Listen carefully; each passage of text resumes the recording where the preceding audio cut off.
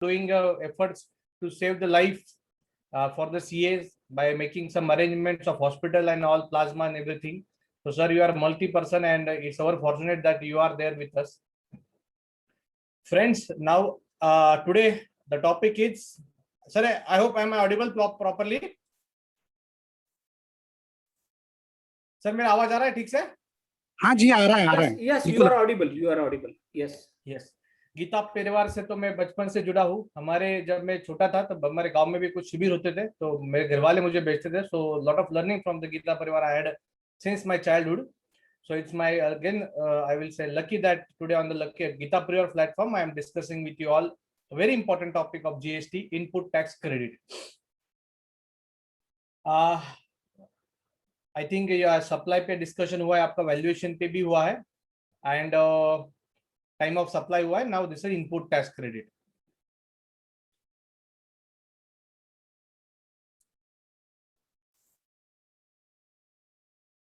Friends, input tax credit is I will say it's a heart of the GST. GST का core है. It's a very important part of the GST. Without that, GST concept would not have been there. So it's very important that everyone, बहुत important है कि सब लोगों को input tax ठीक से आना चाहिए, समझना चाहिए. Every day I get a query from various people from the across India कि सर इसका क्रेडिट मिलेगा नहीं मिलेगा, सर कैसे होगा, क्या होगा. Still, even chartered accountant, even professional, cost accountant, they are struggling with the credit part. कि क्रेडिट का कैसे क्या लीगलिटी है. So today I will try my best to explain the input tax credit कि ये सेशन होने के बाद एटलीस्ट आप श्योर होगे कि ये क्रेडिट मिल सकता है या नहीं मिल सकता है या इसमें हम झगड़ सकते हैं. Friends, I like to ask you one question. Now we are having a GST. Earlier in the state laws we are having the VAT. So I think chat box is open. We'll have a little interactive session. अगर मैं आपको कुछ पूछता हूँ तो आप chat box में आपको जो आता है वो बता देना. यहाँ पे तो एक अच्छी बात है कि चैट बॉक्स में आप जब रिप्लाई करते हो तो ऐसे कोई आप फिजिकल सेशन में सब लोग आपके पास देखते हैं कौन बात कर रहा है, तो यहाँ पे वो प्रॉब्लम भी नहीं होगा.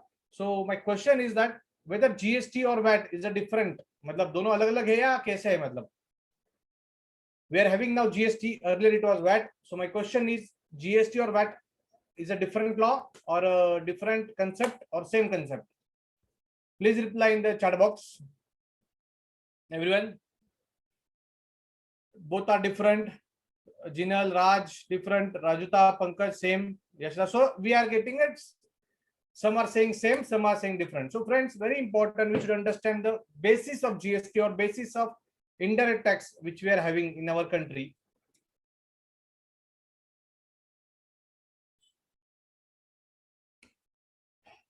Here I am saying it's a base of the input tax credit, it's a base of value added tax concept. Friends, GST is nothing but VAT, value added tax. It's just that in India we already had a VAT for goods, so we cannot name again the same tax for the services, so we came with the GST, that the tax on goods and services. However, conceptually both the taxes are same. In many of the countries GST is called as VAT or vice versa. So GST is VAT, VAT is GST, just that up to 2017 we had a VAT only on the goods, not on the services. Therefore we came with the act which named as GST, goods and service tax. Conceptually both are same. How? I'll give you a simple example just for an understanding. I have bought one product, assuming some medicines or some you say let's say medicine 100 rupees, right? I'm selling at 200 rupees, right? When I bought at 100 rupees, assuming GST is 12, when I'm selling at 200, right, GST amount is 200 by 12%, 24, right? So 24 is my liability, 12 is my credit. How much GST I'm going to pay to government? 24 minus 12. So ultimately 12 rupees only I am going to make the payment of tax to the government. So 12 rupees is my tax on the value addition. मेरा profit कितना है? 100 रुपए. 100 रुपए के ऊपर 12% से 12 रुपए तक उतने ही टैक्स में गवर्नमेंट को पे करता हूँ. So I hope you understood the concept of GST or value added tax. Please reply. Yes, Hindi में बात करेंगे. So Siddharth, Chinmay, Rohit is saying yes. So friends, good. So now henceforth, please remember GST is nothing but VAT only. It's just that we had a VAT for the goods only. So we came with the goods and service tax name. नाम में कुछ नहीं, concept में importance है. Some messages are coming that talk in Hindi, so I will prefer more Hindi. आपको समझ में आना चाहिए सबको. Now friends, GST को जब लाया गया था, the statement of object and reason behind introduction of GST was mentioned. जब भी कोई लॉ लाया जाता है, उसका रीजन क्या है वो लिखा जाता है, वो हमें मालूम होना चाहिए. इसका रेफरेंस है जब आप झगड़ोगे, मान लो आपको कुछ चीज लगती है कि गलत है, आप में से बहुत सारे लोग 80% I think you might be working, some C's are also there. So when we find some error is there, but that error is costing in lakhs and crores, हमें लगता है कि लॉजिकल नहीं है, करेक्ट नहीं है, तो क्या कर सकते हैं? So we can take a help of statement of object and reason behind the introduction of GST. कुछ हाइलाइटेड पार्ट्स में आपको बता रहा हूँ यहाँ पे. जीएसटी इंट्रोड्यूस करने के पीछे रीजंस क्या थे, थियोरेटिकल लगेगा, बट इसका रेफरेंस हाई कोर्ट और सुप्रीम कोर्ट के जजमेंट में ऑलरेडी आना शुरू हो गया है, जो मैं आगे आपको बताऊंगा भी. So there is a cascading of taxes. ये बहुत सारे टैक्सेस थे. आप में से जो सीएस स्टूडेंट है, आपने शायद आपके एकेडमिक्स में पढ़ा भी होगा. कैस्केडिंग मतलब टैक्स के ऊपर टैक्स लगता है. So we want to avoid that. We want to come out from that, and therefore GST is introduced. Very important point, और आप आज के लिए अपना सबसे important, due to seamless transfer of credit. ये जो क्रेडिट कंसेप्ट है, क्रेडिट मतलब परचेस के ऊपर का tax. For the student those who are not aware, input tax credit means a tax paid on the purchases, simple purchase and expenses. तो उसका जो बेनिफिट मिलता है वो पहले बहुत रेस्ट्रिक्टेड था, कंडीशनल था, अलग अलग एक्ट का एक दूसरे के साथ सेट ऑफ नहीं होता था. पहले बहुत सारे एक्ट्स, इनडायरेक्ट टैक्स. तो इसलिए जीएसटी को लाया गया कि इनपुट टैक्स क्रेडिट का एकदम अच्छा फ्लो हो, कोई रेस्ट्रिक्शन ना हो, आपने पे किया आपको क्रेडिट मिलेगा, ऐसा अच्छा इंटेंशन रखते हुए जीएसटी लाया गया.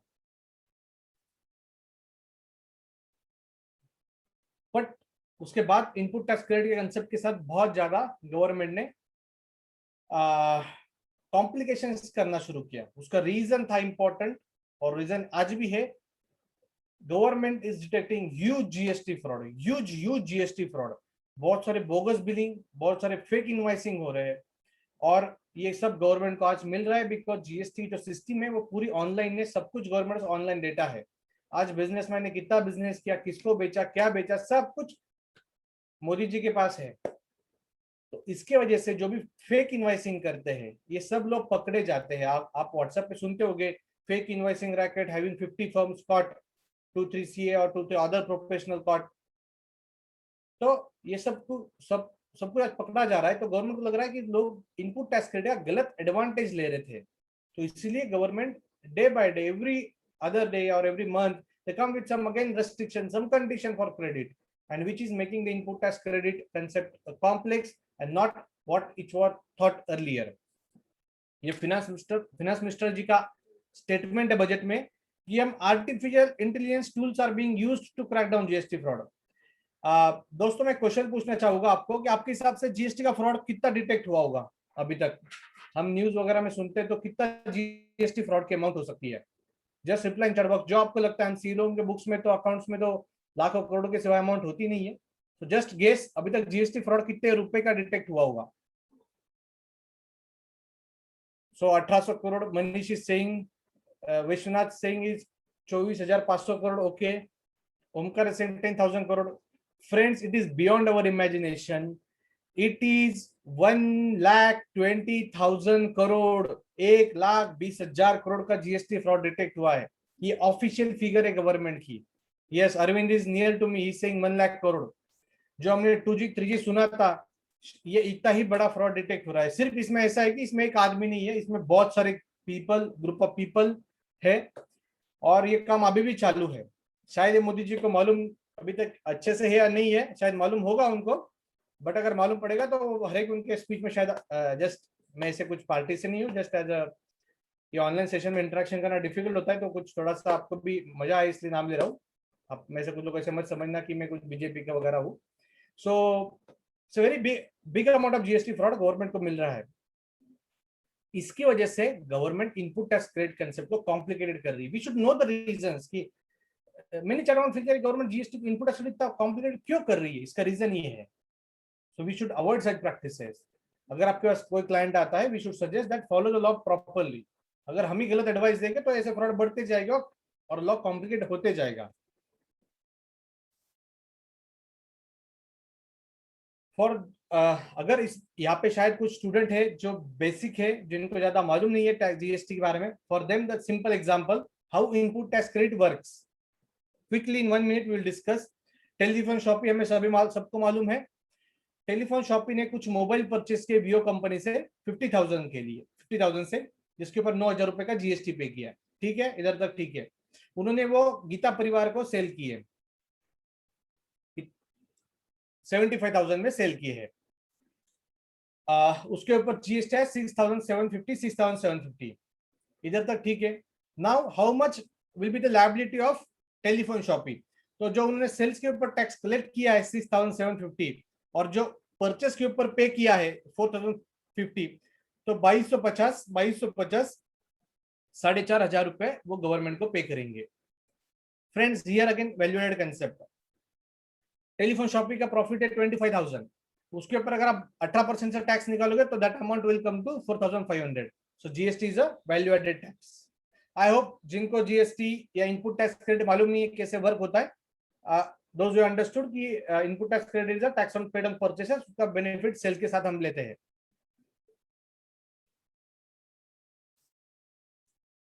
आई hope everyone understood, please reply जिनको नहीं मालूम था इनपुट टैक्स क्रेडिट क्या होता है, कंसेप्ट एटलीस्ट बेसिक। यस, क्योंकि मैं आगे जाऊंगा तो समझ में नहीं आएगा आपको।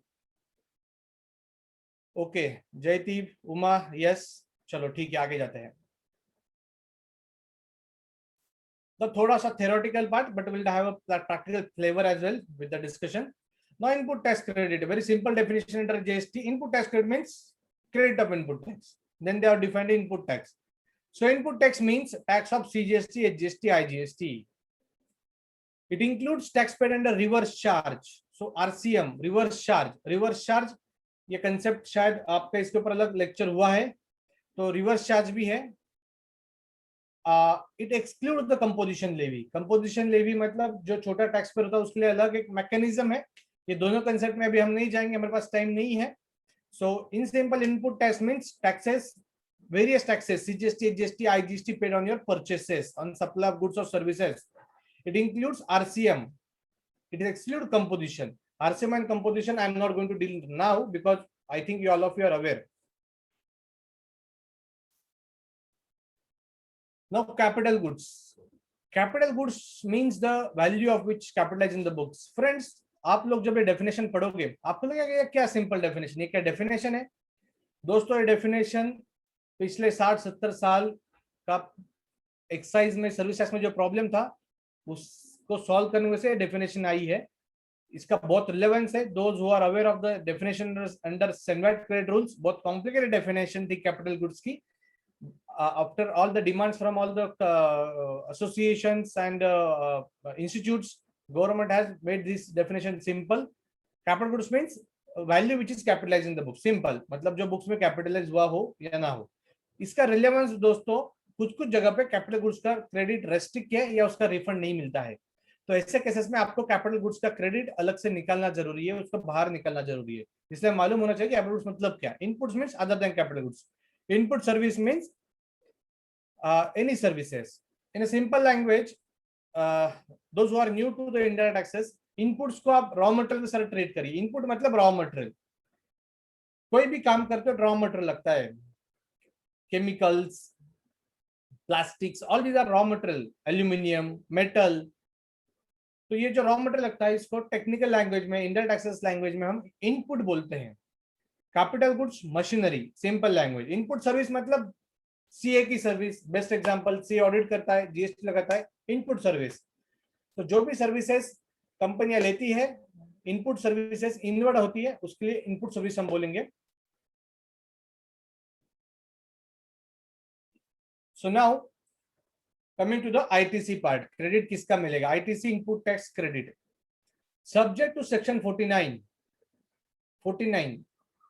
ये क्या है वो हम आगे देखते हैं। सब्जेक्ट टू सेक्शन 49 मतलब सेक्शन 14 में जो बोला है वो छोड़ के, every registered person entitled to take input tax charge on supply of goods or services which is used in the course or furtherance of business and said amount shall be credited to electronic ledger. So दोस्तों, यहाँ पे government ऐसे बोल रहा है कि हम सबको क्रेडिट देंगे जो भी आपके परचेसेस एक्सपेंस के ऊपर लगा हो और जो आप इन द कोर्स और फर्दरेंस ऑफ बिजनेस में यूज करने वाले हैं।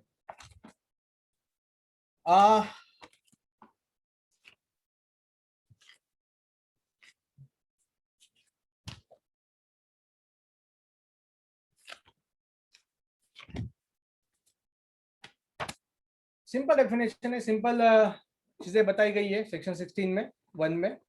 इनपुट टैक्स क्रेडिट मतलब परचेस के ऊपर पे किया गया और टैक्स जो हम बिजनेस के लिए ऐसा खर्चा यूज करेंगे। ये इन द कोर्स और furtherance of business, I think आपको ये दूसरी बार आ रहा होगा ये वर्ड। पहले कब आपने सुना था आपके सेशन में? Yes, reply in chat box. In the course और फर्दरेंस ऑफ बिजनेस।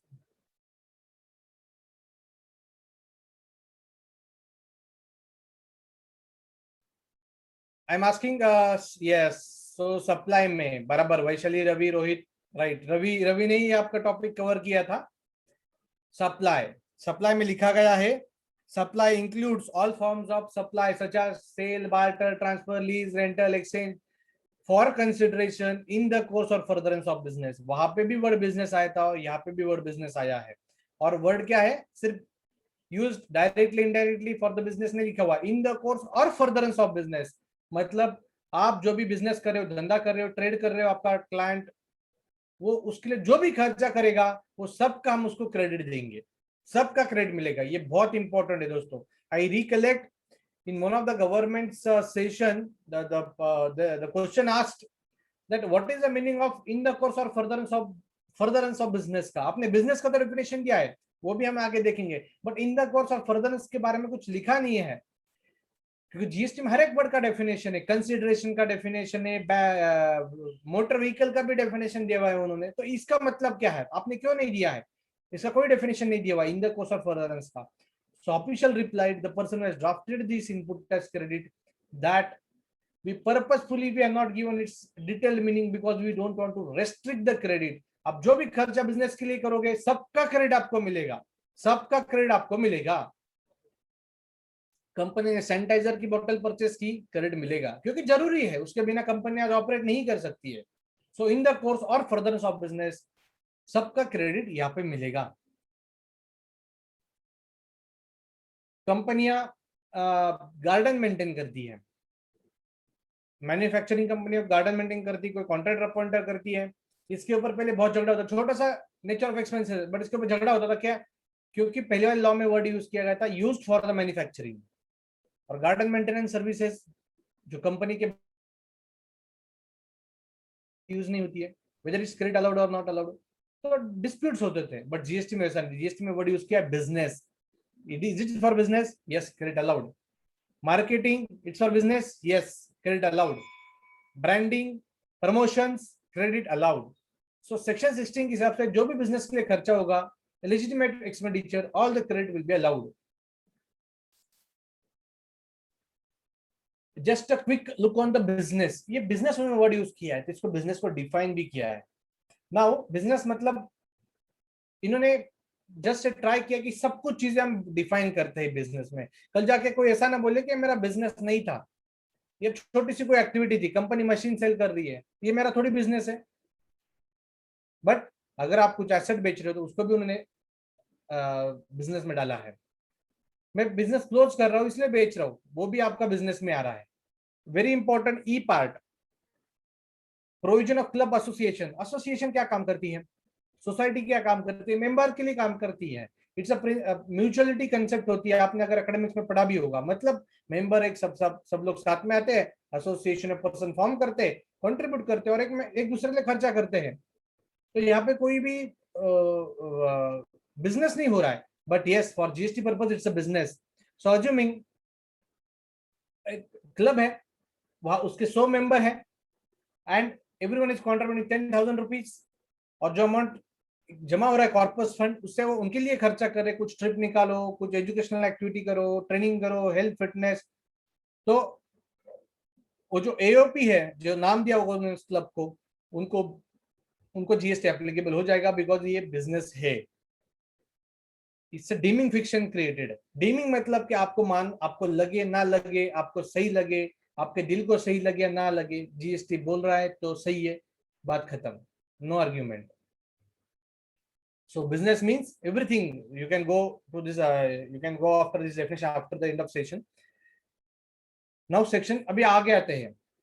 सेक्शन 61 तो बोलता है क्रेडिट सबका मिलेगा, आपको कोई प्रॉब्लम नहीं बिजनेस के रिलेटेड, बट कुछ कंडीशंस है जो सेक्शन 16 2 3 4 में दी गई है. तो क्या वो कंडीशंस है? ये कंडीशन है, इसका सिंपल मैं आपको एक्सप्लेन करता हूं कि first I should have a document of purchases, I should have document of expenses, a tax invoice, I should have that e-invoice, tax invoice with me. बहुत बार खर्चा किया जाता है, इनवॉइस नहीं होता है, तो क्या क्रेडिट मिलेगा? नहीं. कंडीशन है invoice should be there, it should be original invoice. Now just for an audit part, जहां पे आप इंटरनल ऑडिट करते हो, in lockdown period many companies have booked the invoices based on the scan copies, xerox copies, ask them to have a original copy on record. After lockdown period आप follow up करिए, क्योंकि जब department का audit होगा तो वो query raise करते हैं कि ओरिजिनल डॉक्यूमेंट नहीं है, देन अननेसेसरली कुछ क्रेडिट आपको वो डिसअलाउड करने की कोशिश कर सकते हैं. So we should have original document with us. Second condition, we should have received that goods and services. Very important, मेरे पास डॉक्यूमेंट भी होना चाहिए और मुझे गुड्स और सर्विस मिले भी होने चाहिए. तीसरा और चौथा ऐसा है जो जीएसटी का क्रक्स है, जिसके ऊपर गवर्नमेंट ठाम है कि सप्लायर जो है जिससे मैं परचेस कर रहा हूं, उसने वो टैक्स गवर्नमेंट को पे किया होना चाहिए. He must have paid the tax. ये जो मैंने आपको 1,20,000 करोड़ की अमाउंट बताई, ये लोग ऐसे हैं जो गवर्नमेंट को टैक्स ही नहीं भरते हैं. They are not making the payment of tax. They are collecting, but they are not making the payment of tax. So to restrict that, government has asked the recipient ensure that कि आपका supplier वो tax भर रहा है. इसके लिए GSTR 2, 2A, 2B जो हम सुनते हैं, वो कंसेप्ट है. तो दो इंपॉर्टेंट चीजें हैं, एक मेरे पास टैक्स इनवॉइस होना चाहिए, दूसरा गुड्स और सर्विसेज मेरे पास मिले हो, I must have received that goods and services. Third is that supplier must have paid the taxes. अभी सब लोग मान चुके हैं और इसको फॉलो भी कर रहे हैं कि whether my supplier is genuine or not, whether he is making a payment of tax or not.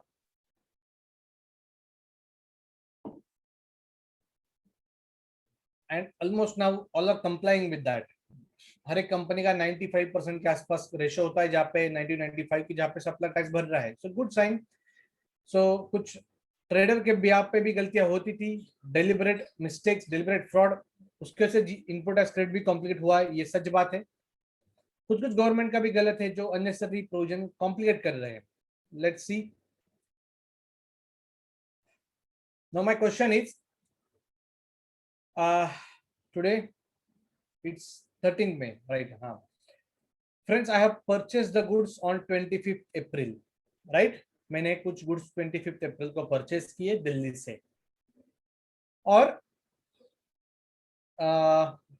मुझे गुड्स आज रिसीव हुए हैं. मुझे टैक्स इनवॉइस डेटेड 25th अप्रैल है, जो मुझे उन्होंने कुरियर किया था, और मुझे इनवॉइस मिल गया अप्रैल मंथ में ही. मैंने अप्रैल मंथ में ही मेरे बुक्स में रिकॉर्ड किया है. In which month I can take the credit, April or May? Reply in chat box. So some is saying April, some is saying May, Vishnu में, गोविंद में, सब लोगों को में ही लग रहा है. श्याम अप्रैल, जयती अप्रैल, बालाजी में, तुकाराम अप्रैल. So now we have 2 views. Friends, here it's a condition. Both the condition needs to be satisfied. One is I should have received the goods, I should have a document. It's not one condition.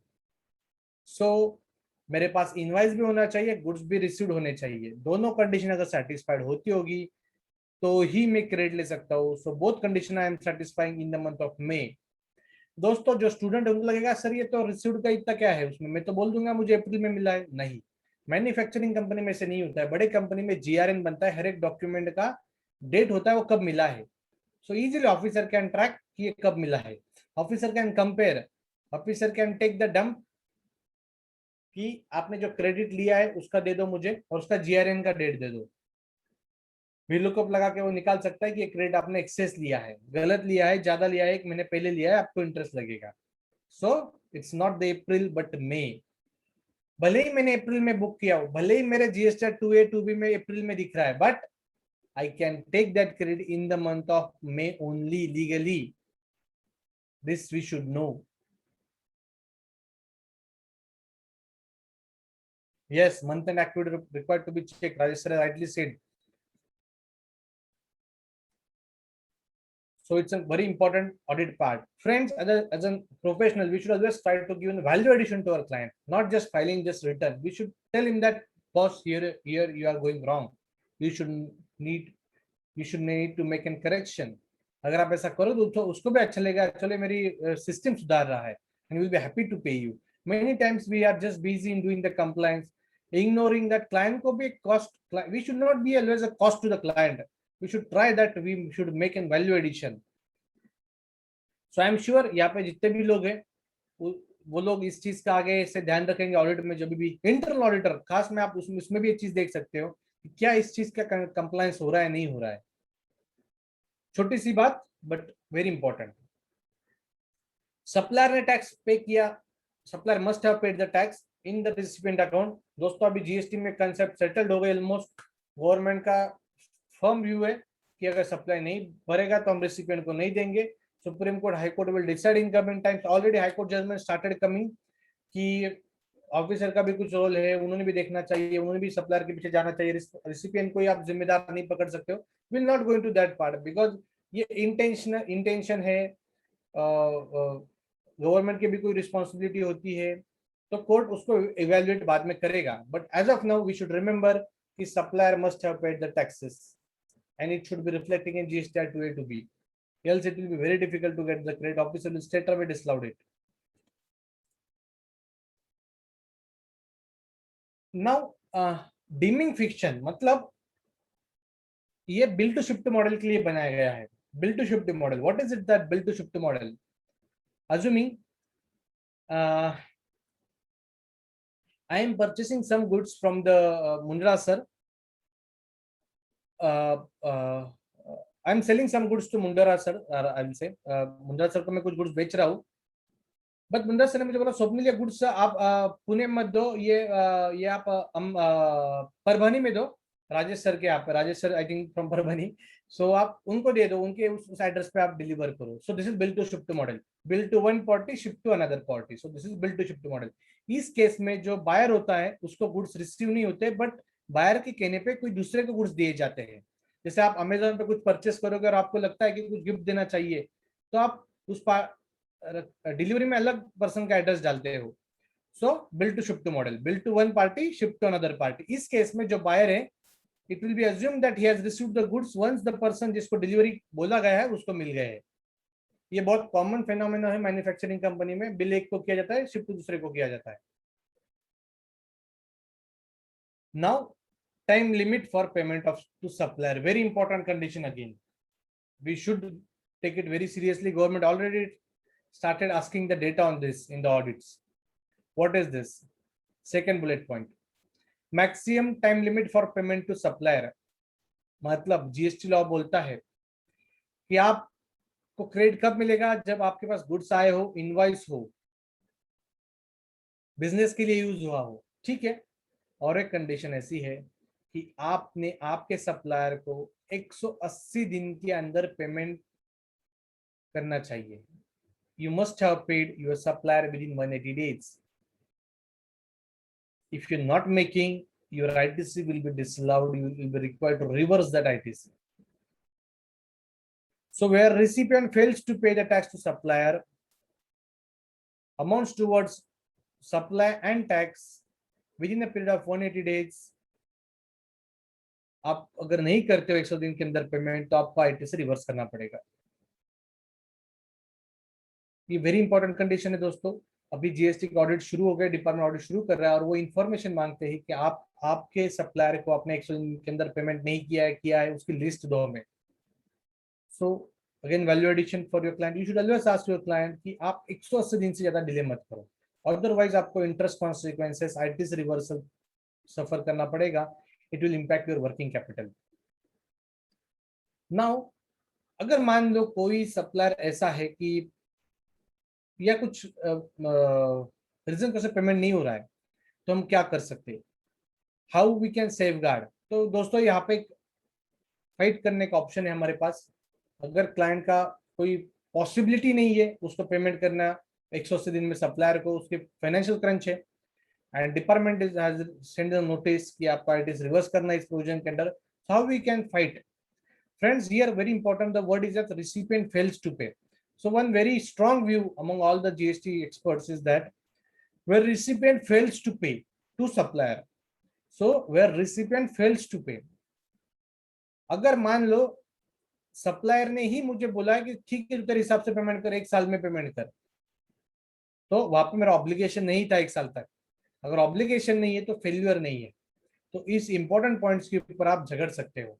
Again दूसरा आप झगड़ सकते हो कि जो मैंने constitutionally आपको सबसे शुरुआत में बताया कि जीएसटी आने के पीछे रीजन था seamless transfer of credit, it is use for the business. So ये जो एडिशनल कंडीशन है विच इज नॉट करेक्ट, आप जस्ट गूगल करोगे इसके ऊपर आप बहुत सारा आपको लिटरेचर मिलेगा कि this condition is not correct in the law, but still government has affected that. On this condition I particularly had a discussion with the finance minister. मैंने उनको बताया कि ये रेस्ट्रिक्शन गलत है, आपका इंटेंशन अच्छा है बट इसका नेगेटिव इंपैक्ट हो रहा है। जो छोटे व्यापारी है, छोटे ट्रेडर है, उनको इसका सफर ज्यादा करना पड़ रहा है, बिकॉज आपने ये लाया है कि सप्लायर को पेमेंट मिले, उसको टाइम पे पेमेंट मिलना चाहिए, इसलिए आपने कंडीशन लाई है, बट इसका ज्यादा यूज नहीं हो रहा है और ये अननेसेसरी हैरेसमेंट का पॉइंट हो रहा है। But they were not agreeing, we try to explain that there is another act, MSME है, दूसरे एक्ट है, वो इस चीज का ध्यान रखेंगे कि सप्लायर को पेमेंट टाइम पे मिल रहा है। जीएसटी में आप एक कंडीशन 180 डेज की है, बहुत कम टाइम पीरियड है। आई होप गवर्नमेंट इसको आगे जाके तो भी थोड़ा सा रिलैक्स करे, या नहीं करेंगे तो it will be a big problem in all the audits. All the supplier I will feel कि ऑलमोस्ट ऑल कंपनीज, एक दो तो भी सप्लायर होते हैं या कुछ कंपनी में 90% सप्लायर होते हैं जहाँ पे 180 डेज में पेमेंट नहीं होता है। आप सी लोग, हम सी लोगों, आप देख सकते हो हमारे कितने जीएसटी रजिस्टर्ड क्लाइंट हमें 180 डेज में पेमेंट करते हैं, उन सबको ये प्रोविजन एप्लीकेबल हो जाएगी। Many times when I send a mail to my clients as a reminder for making a payment of fee, I use this provision. I say them that ki kindly make the payment, else as per section 16(2) ITC whatever I charge it's required to be reversed. तो एक आध दो cases में payment हुआ है, ज्यादा नहीं but होता है कभी कभी यूज उसका, बट ये इंपॉर्टेंट कंडीशन है दोस्तों।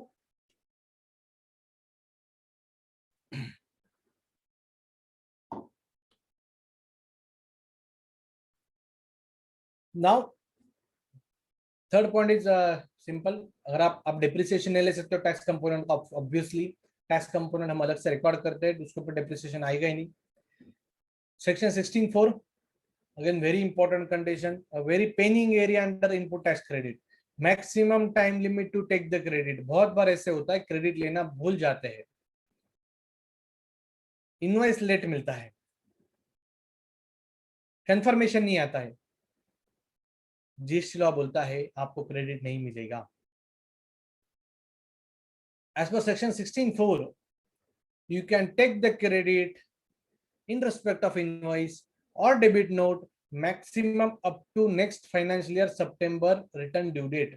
I hope many of you are aware monthly return होता है 3B 3 GST 1 होता है, तो आपका जो मंथली सितंबर का रिटर्न है जिसकी ड्यू डेट नॉर्मल 28 अक्टूबर होती है, उस डेट तक ही आप मैक्सिमम क्रेडिट ले सकते हो लास्ट फाइनेंशियल ईयर का। मतलब अप्रैल 2020 से मार्च 2021 तक मैंने कुछ परचेसेस किए हैं, इसका क्रेडिट मैं कब तक ले सकता हूं, मैक्सिमम अप टू 28 अक्टूबर 2021। सो अगर कोई अप्रैल 2020 का इनवॉइस है उसका क्रेडिट मैक्सिमम ले सकता हूं अक्टूबर 2021 या 20। Invoice dated April 2020, maximum time limit to take the credit is, please reply in chat box, 28 October year, April 2020 का इनवॉइस है, maximum time limit to take the credit, Shri Uma Pranjali, so all are correct, 2021।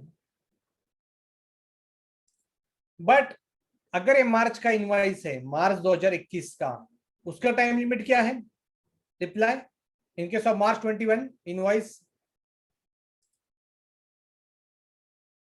So all are same, replying correctly. तो आप अभी सब लोग GST expert बन रहे हो। After the end of the session, I am sure with the efforts which Gita Priya, Rajesh sir and Mundra sir is taking, you will be 50% GST expert. तो अक्टूबर तक ही ले सकते हो फ्रेंड्स। इस प्रोविजन को ऑलरेडी कुछ कुछ कंपनी ने चैलेंज किया है कि आप ऐसे कंडीशन नहीं लगा सकते हो। आप हमारी कुछ छोटी सी मिस्टेक हो जाती है, आप उसके ऊपर हमें करोड़ का नुकसान, मतलब जैसे मैं आपको एग्जांपल बताऊं तो भारतीय एयरटेल का केस है, 900 करोड़ का आईटीसी उनको हाईकोर्ट ने, दिल्ली हाईकोर्ट ने अलाउड किया है आफ्टर 2 इयर्स। वो झगड़े उनके बेसिस, उनके पास कुछ पॉइंट्स थे, हमें ध्यान में नहीं आया, जीएसटी नया था, हम भी नए थे, आप भी सीख रहे थे, हम भी सीख रहे थे, लेना भूल गए 900 करोड़ का क्रेडिट। हमारे हिसाब से दोस्तों ये ऐसे कैसे छूट सकते दोस्तों, नए बड़े बड़े कंपनी में से होता है, कुछ बार कंफर्मेशन नहीं आता। मेरे पास लाइव केस है जिसके ऊपर कल ही मैं काम कर रहा था, एक कंपनी ने हमारे लगभग 2 करोड़ का क्रेडिट नहीं लिया है, और हमने उनको बताया भी था जब रिकंसिलेशन किया था कि आपने क्रेडिट नहीं लिया है। वो बोले हमने हमारा बुक्स चेक किया, हमारे पास परचेस है ही नहीं, तो नहीं लिया हमने। अभी वो मेरे पास आए हैं, 1920 का था जब हमने उनका रिकंसिलेशन किया था 2020 में, सितंबर 20 में, तब हमने उनको बताया था कि आपके इसमें दिख रहा है 2 करोड़ का क्रेडिट एक पार्टी का, आपने नहीं लिया है। उन्होंने हमें रिप्लाई किया था कि ये हमारे बुक्स में आया नहीं है, so we will not take it. But आज उनको मालूम चढ़ा है कि उनका एक प्रोजेक्ट चल रहा था, वो प्रोजेक्ट में उन्होंने पार्टी अपॉइंट की थी कि वो पार्टी उनको बताती थी कि ये काम हुआ है, इसका बिल अप्रूव करो। तो ये जो 2 करोड़ का क्रेडिट था इसका काम ही नहीं हुआ था, तो उन्होंने वो बिल के बारे में कंपनी को बताया ही नहीं। अगर बताया ही नहीं तो उन्होंने रिकॉर्ड ही नहीं किया। आज 2 करोड़ का क्रेडिट उन्होंने नहीं लिया है, और वो सप्लायर को बोल रहे हैं हम आपको 2 करोड़ का पेमेंट नहीं करेंगे, बिकॉज हमारा एक काम ही नहीं होता, आपने इनवॉइस कैसे रेज किया, और हमारे पास आया ही नहीं। इसमें 3 पार्टी इन्वॉल्व, उन्होंने एक एजेंसी अपॉइंट की थी which used to monitor that project, और उनके पास वो बिल्स आते थे जस्ट फॉर वेरिफिकेशन पर्पज, काम हुआ है तो फिर वो बिल हमारे क्लाइंट के पास आते थे बिल पासिंग के लिए। वो बिल आया ही नहीं था, 2 करोड़ का था, तो you can understand that. I think वो अमाउंट मेरे हिसाब से 10 करोड़ की थी। सो अभी वो झगड़ रहे हैं लॉ के हिसाब से, तो based on the plain reading, literal interpretation, credit not allowed, because 1920 का टाइम लिमिट निकल गया है। तो अभी they are fighting, my client is trying to shift whole responsibility on the that supplier की आपका गलती है, आपने काम नहीं था, बिल क्यों रेज किया, हमने थर्ड पार्टी एजेंसी अपॉइंट की थी, उन्होंने आपका बिल पास नहीं किया था, आपने चेक करना चाहिए था। तो ये सब झगड़ा चल रहा है, बट दोस्तों इसमें 2 करोड़ का नुकसान हो रहा है। यहाँ पे जीएसटी लॉ के लिए मुझे दिक्कत है कि GST law should not be so strict. ठीक है, गलती हुई है, कुछ ना कुछ प्रॉब्लम है, उसमें कुछ सोल्यूशन होना चाहिए। 2 करोड़ के साथ आदमी मर जाए, बिजनेस क्लोज डाउन हो सकता है। हमने इसके ऊपर काफी काम किया है पिछले 6-7 महीने में, और अभी भी कर रहे हैं कि GST law is very best law, but उसमें जो स्ट्रिक्टनेस है वो कम होना चाहिए। But we don't have option as of now, we have to ensure कि ये कंडीशन आपके क्लाइंट के केस में सेटिस्फाई हो रही है। सो फर्स्ट हमने देखा क्रेडिट सबका मिलता है, उसके बाद कंडीशंस देखिए, टैक्स इनवॉइस होना चाहिए, रिसीव्ड होना चाहिए, एक्सोसिस में पेमेंट करना है, और सितंबर मंथ के रिटर्न तक मैं क्रेडिट ले सकता हूं। Friends, now how to read the law. यहाँ पे वर्ड यूज किया गया है, again read the bullet, second bullet with me, registered person, I hope everyone is with me, should take the input tax credit in respect of invoice or debit note, in respect of invoice or debit note। फिर आगे condition दी हुई है क्या है क्या नहीं। यहाँ पे दोस्तों बिल ऑफ एंट्री का जिक्र नहीं किया हुआ है, they are not use the word bill of entry. Imports में बिल ऑफ एंट्री होती है, हम इंपोर्ट्स का क्रेडिट बिल ऑफ एंट्री के बेसिस पे लेते हैं। तो इसका मतलब ये है कि ये कंडीशन इंपोर्ट्स के लिए एप्लीकेबल नहीं है। तो शायद अगर इंपोर्ट्स का कोई छूट गया है तो हम डेफिनेटली झगड़ सकते हैं। ऑफिसर शायद बोलेगा नहीं नहीं नहीं नहीं, इंपोर्ट भी इसमें आएगा, बट हम बोल सकते हैं sir no, here it is saying invoice, am I taking the import credit on the basis of invoice debit note? No, it is on the basis of bill of entry, therefore this restriction will not be allowed. So this way we should interpret the law, हमें है वैसा interpret करना चाहिए। अब ये intentional है not intentional है, government का मिस्टेक है drafting, we don't know, but I hope आपको ये समझ में आया हो। इनवॉइस और डेबिट नोट के बारे में बात किया है यहाँ पे। नाउ आईटीसी नॉट अलाउड, आपने भले ही बिजनेस के लिए यूज किया हो, भले ही आपने सभी कंडीशन आपने फॉलो की है, तभी भी कुछ चीजों का क्रेडिट नहीं मिलेगा। नहीं मतलब नहीं, आप मास्क यूज करोगे, सब गवर्नमेंट ने बोला बाहर नहीं निकलना तो नहीं निकलना है, किसी को भी नहीं, कुछ भी हो, 12 बजे के बाद बाहर नहीं निकलना है, किराना बिराना कुछ भी नहीं। So ITC not allowed. In this case ITC आपको मिलेगा ही नहीं, कुछ भी करो, आपके ऊपर तक कॉन्ट्रैक्ट बंद हो, आप बहुत बड़े आदमी हो, बहुत बड़ा बिजनेसमैन हो, तभी भी नहीं मिलेगा, credit not allowed. I can see ये जूम का एडवांटेज होता है, बहुत सारे लोग मस्त आराम से सेमिनार सुन रहे हैं, जो फिजिकली पॉसिबल नहीं होता है। यहाँ पे हम देख सकते हैं बहुत सारे लोग आराम से सुन रहे हैं। चलो ठीक है।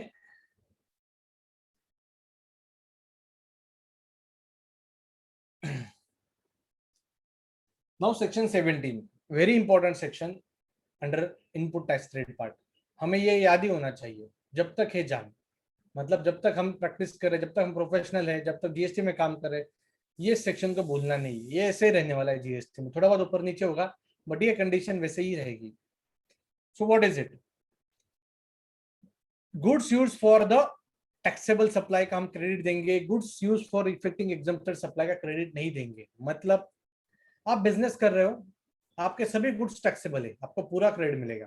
आपके कुछ गुड्स एग्जम्प्टेड है, मान लो गवर्नमेंट ने कल बोला कि जो मास्क है ना उसके ऊपर जीएसटी नहीं लगेगा। आई एम नॉट श्योर अभी मास्क के ऊपर जीएसटी इंप्लीकेशन क्या है, बट फॉर एग्जांपल अज्यूमिंग कि मास्क के ऊपर नहीं लगेगा, बाकी प्रोडक्ट के ऊपर लगेगा, तो मास्क का जो भी परचेसेस होगा उसका क्रेडिट नहीं मिलेगा।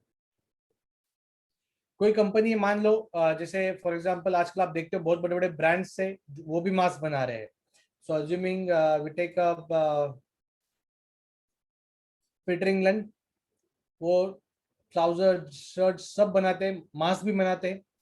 तो अभी जो मास्क बनाने के लिए जब रॉ मटेरियल लगता है, अगर मान लो फॉर एग्जांपल मास्क के ऊपर जीएसटी नहीं है, तो पीटर इंग्लैंड अगर मास्क बेच रहा है, अज्यूमिंग यहाँ पे कोई थे आप में से कोई स्टूडेंट को बेच रहे हो, आपका आउटलेट है पुणे सेंट्रल में, तो आपको मास्क बेचे जा रहे हैं, जीएसटी नहीं लगेगा, बट उसका जो रॉ मटेरियल था तो उसके ऊपर तो जीएसटी पे किया है, तो क्या उसका क्रेडिट मिलेगा? नहीं।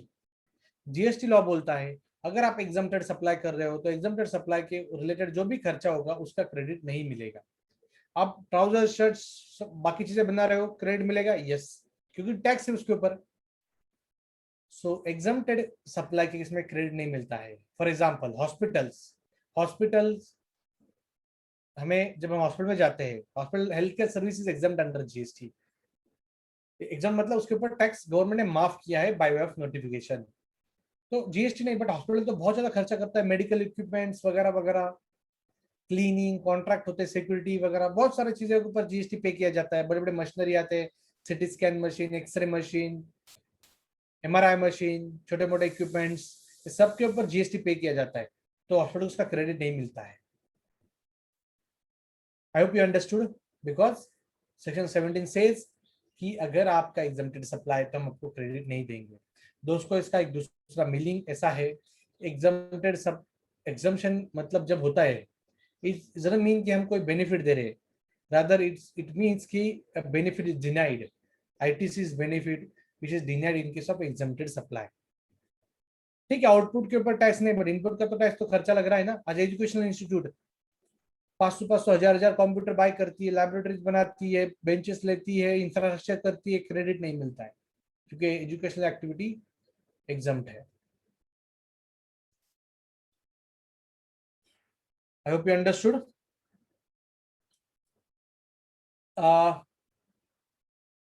Just quickly will go through this definition. Taxable supply मतलब जिसके ऊपर टैक्स लगता है, एग्जम्प्टेड सप्लाई मतलब जिसके ऊपर बाय ऑफ नोटिफिकेशन टैक्स नहीं रखा हुआ है, जीरो रखा हुआ है। नॉन टैक्स से मतलब जीएसटी के बाहर ही है, alcohol. Zero rated supply, friends zero rated supply क्या है? Yes, reply in chat box, what is zero rated supply? Chinmay Singh, tax rate is zero. Prital, Vaibhav, Reena, exports, Uma, very less levy is there but tax rate is zero.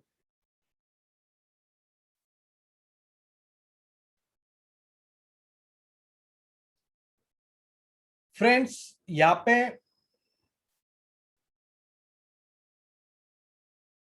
Zero rated supply और exempted में फर्क ये है कि exempted case में tax rate ही नील होता है, zero होता है। एक्सपोर्ट केस में टैक्स रेट होता है, टैक्सेबल होते हैं, बट गवर्नमेंट चाहती है कि आप एक्सपोर्ट्स के ऊपर टैक्स मत भरो, नहीं लगाना है आपको। हमें अमेरिका वाले वगैरह लोग टैक्स अलग से पे नहीं करते, हमें इंटरनेशनली कॉम्पिटेंट होना चाहिए। तो गवर्नमेंट बोलता है आप एक्सपोर्ट करोगे तब आपको टैक्स नहीं लगाना है, टैक्स रेट है उसके ऊपर बट टैक्स नहीं लगाना है, या आपको पे नहीं करना है। बट हम आपको जो क्रेडिट है, आपने जो परचेसेस किया है उसका बेनिफिट देंगे, उसका रिफंड देंगे। No, GST rate is not zero. GST rate is there, but tax is not payable. It is under LUT. दो ऑप्शन होते हैं, मैं अभी उसमें नहीं जाऊंगा, शायद अलग टॉपिक भी होगा हमारा। बट एक्सपोर्ट के केस में tax rate is not zero friends, tax rate है उसके ऊपर। सिर्फ गवर्नमेंट बोलता है स्वप्निल हम आपसे डिक्लेरेशन ले रहे हैं कि आप एक्सपोर्ट करोगे, कंट्री का फॉरेन करेंसी बढ़ाओगे, बहुत अच्छा काम करोगे, इतने दिन में एक्सपोर्ट करोगे, आपको टैक्स नहीं भरना है। सिर्फ आप डिक्लेयर करो एक्सपोर्ट किया है बस। फिर मैं बोलूंगा मोदी जी एक परचेस का टैक्स का क्या करोगे, मैंने तो बहुत रॉ मटेरियल पे खर्चा किया है। मोदी जी बोलेंगे हम आपको रिफंड देंगे। आई hope you understood. So exempted and zero rate में फर्क यही है, इन सिंपल लैंग्वेज दोनों में सिमिलरिटी ये है कि दोनों के आउटवर्ड पे टैक्स नहीं है, बट डिफरेंस ये है क्या, जीरो रेट केस में हमें इनवर्ड का रिफंड मिलता है जो एग्जम्प्टेड में पॉसिबल नहीं है। Yes, so Rohit is saying milk fruit all are exempted.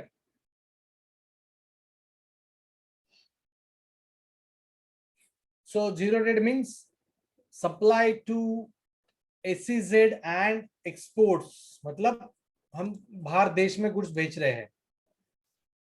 So supply to SEZ is also zero rated, and physically sending goods to or services to outside India is also exports. So both are zero rated. Zero rate means government चाहती है कि tax content zero हो, इसलिए इसका word zero rated word use किया गया है। मतलब इसका टैक्स कंटेंट ही जीरो हो। जब एक प्रोडक्ट बेचा जाएगा, इसमें टैक्स कंटेंट जो होगा, प्रोडक्ट की प्राइस 100 हो, उसमें टैक्स कंटेंट ऑलमोस्ट जीरो होना चाहिए। टैक्स का जो मार्ज, टैक्स का जो अमाउंट, जब भी कोई कॉस्ट निकलती है प्रोडक्ट की, तो उसमें टैक्स अमाउंट जीरो होनी चाहिए लगभग, इसलिए इसका नाम जीरो रेटेड दिया गया है। Intention is export the goods not the taxes. I hope you understood now zero rated. So zero rate का गुड्स हो, टैक्सेबल गुड्स है, आपको क्रेडिट मिलेगा, एग्जम्प्टेड है नहीं मिलेगा। आपका दोनों एक्टिविटी है तो पार्टली मिलेगा, पार्टली नहीं मिलेगा, based on the turnover proportion. In simple language conceptually समझना है तो ये कैसे वर्कआउट होगा। मान लो मैं बिजनेस कर रहा हूं, मेरा 100 करोड़ का टर्नओवर है टोटल, उसमें से 90% टैक्सेबल है, 10% एग्जम्प्टेड है।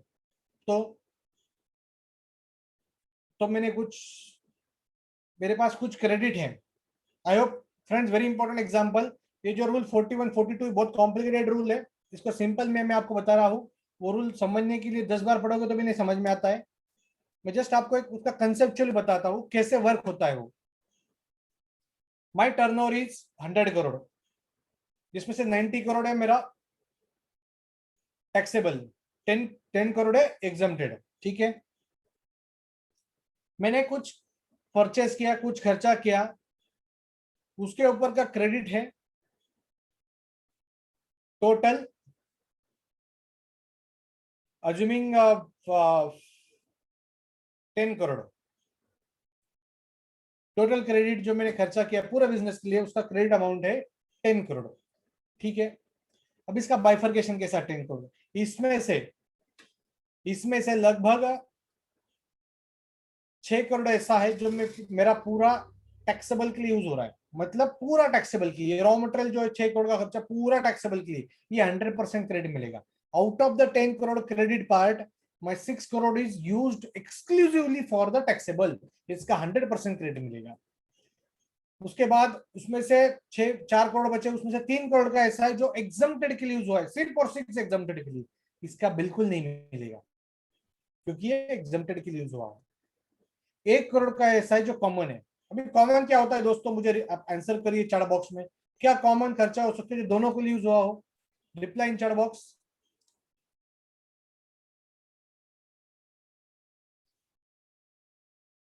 नहीं सैलरी नहीं, सैलरी के ऊपर थोड़ी टैक्स पे करते हैं, मैं ऐसे बोल रहा हूँ जिसके ऊपर टैक्स पे होगा। Audit fees yes, rent yes, दोनों के सेम रॉ मटेरियल होगा तो यस, बराबर बराबर। सो आप में से लोग बराबर बोल रहे हो। इसमें सबसे इंपॉर्टेंट बोल सकते हैं हम ऑडिटर की सर्विसेज। सो 1 करोड़ का कॉमन है तो इसका क्या होगा, इसका प्रोपोर्शनेट होगा। मतलब 90% मेरा टर्न टैक्सेबल है तो 90 लाख का क्रेडिट मिलेगा, 10 लाख का नहीं मिलेगा आउट ऑफ 1 करोड़। इस सिंपल लैंग्वेज। फिर उसमें दिया हुआ है टर्नओवर कौन सा काउंट करना है, कौन से पीरियड का लेना है, मैं उसमें नहीं जाऊंगा। I hope you understood now partly का कैलकुलेशन कैसे होता है। यस और no, please reply. Uma, Prital, Vishnu, Shri, yes. तो आपको कंसेप्ट समझ में आई है। आप बाद में जब रूल पढ़ोगे, रूल 14 बहुत डिटेल रूल है, उसको 2-3 बार पढ़ना पड़ता है तभी भी समझ में नहीं आता है। मैं स्टूडेंट था, हमारे टाइम पे ये रूल ऐसा ही था सेंगट के रूल्स में। मैं सीए हो गया तभी मुझे समझ में नहीं आया क्योंकि मुझे कंसेप्ट नहीं मालूम थी उसकी। आई hope you understood. Now I will go ahead next.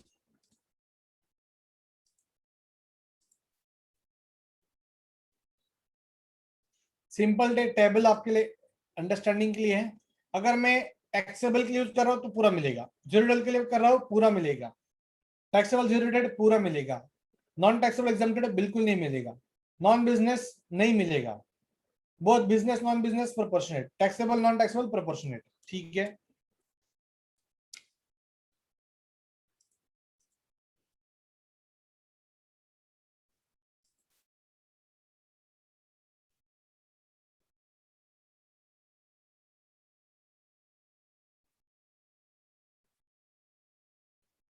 Rajesh sir रुकना है मुझे।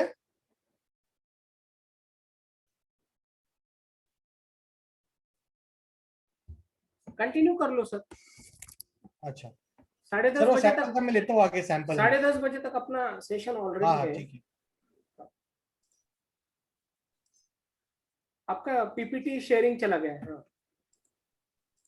यस दोस्तों, हमें जीएसटी में ये टेक्निकल प्रॉब्लम हमेशा होते हैं। सेशन शुरू होता है तो तक प्रॉब्लम हर रोज होते हैं।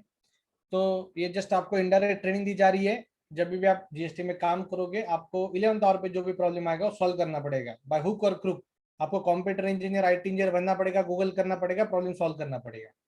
तो हर रोज की शुरुआत में जो 5-10 मिनट का प्रॉब्लम होता है, फिर आप में से कुछ बोलते स्टार्ट करो, ये करो, आवाज नहीं आ रहा है, वो नहीं आ रहा है, तो ये सब इनडायरेक्ट ट्रेनिंग ही है। चलो आगे जाते हैं। Now banking. अभी फ्रेंड्स, ये बैंकिंग जो बैंक्स होती है इनकी लगभग 90% एक्टिविटी ये एग्जाम्प्ट है। बैंक का मेन बिजनेस होता है लोन देना। तो जब वो लोन देते हैं तो उसके ऊपर इंटरेस्ट लगता है, इंटरेस्ट एग्जाम्प्ट है। और उनकी टैक्सेबल एक्टिविटी क्या होता है, जो चार्जेस आपको लगाते हैं वो आपने पेमेंट टाइम पे नहीं दिया चार्जेस लगाएंगे, आपको एसएमएस के चार्जेस लगाएंगे, डेबिट नोट के चार्जेस लगाएंगे। तो वो जो चार्जेस लगाते हैं उसके ऊपर जीएसटी। तो इनकी छोटी सी एक्टिविटी टैक्सेबल है, बाकी सभी एक्टिविटी एग्जम्प्टेड है। बट इनके लिए एक अलग प्रोविजन दिया है। मोदी जी बोलते हैं ऐसा कि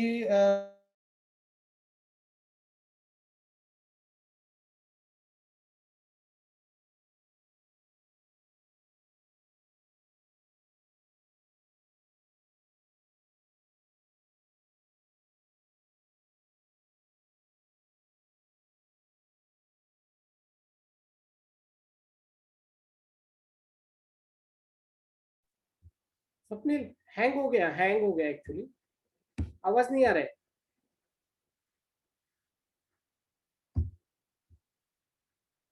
hello friends, can you hear me? Can you hear me friends? Hello, okay.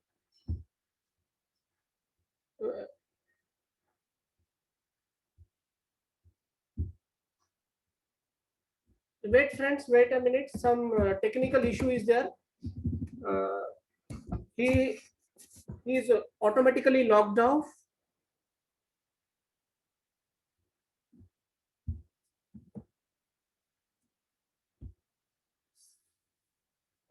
Friends, section 17(3), which Swapnil right now is elaborating you, is very useful section.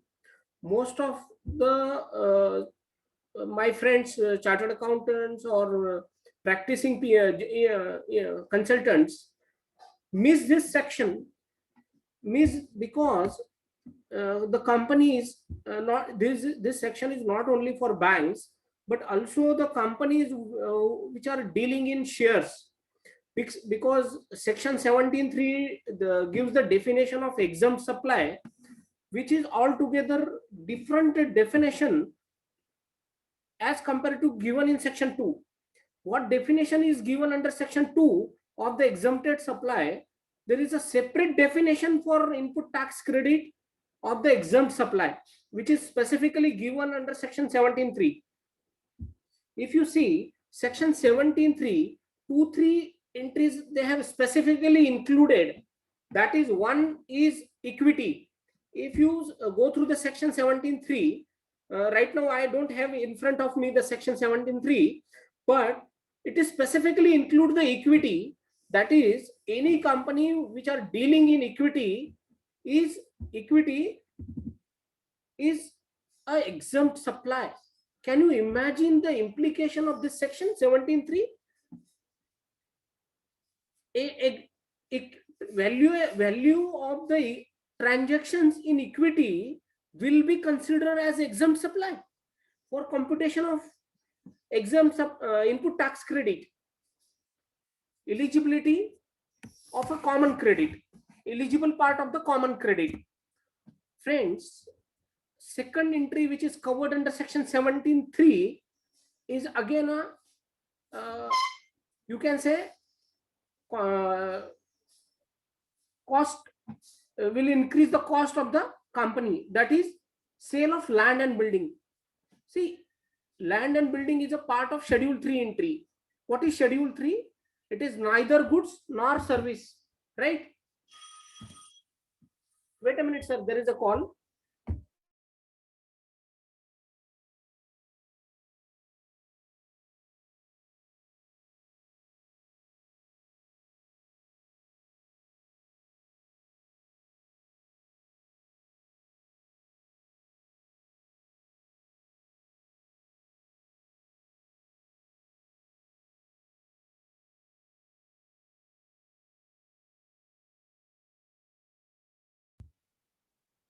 In normal parlance, and also as per schedule 3,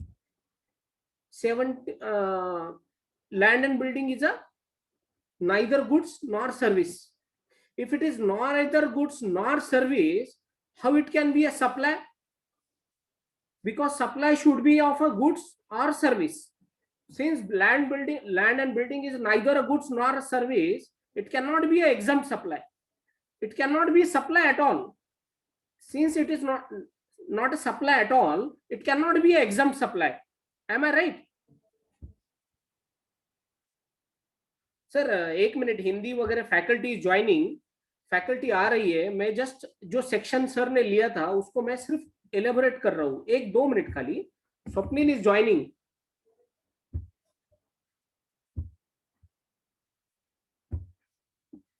Swapnil joined again.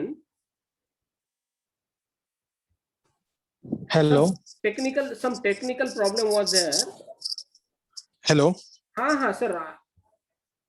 हाँ friends, sorry थोड़ा सा मेरे यहाँ पे electricity का कुछ issue हुआ है. No issue sir, you can join without PPT. Yes. No issue sir, we will share PPT later on.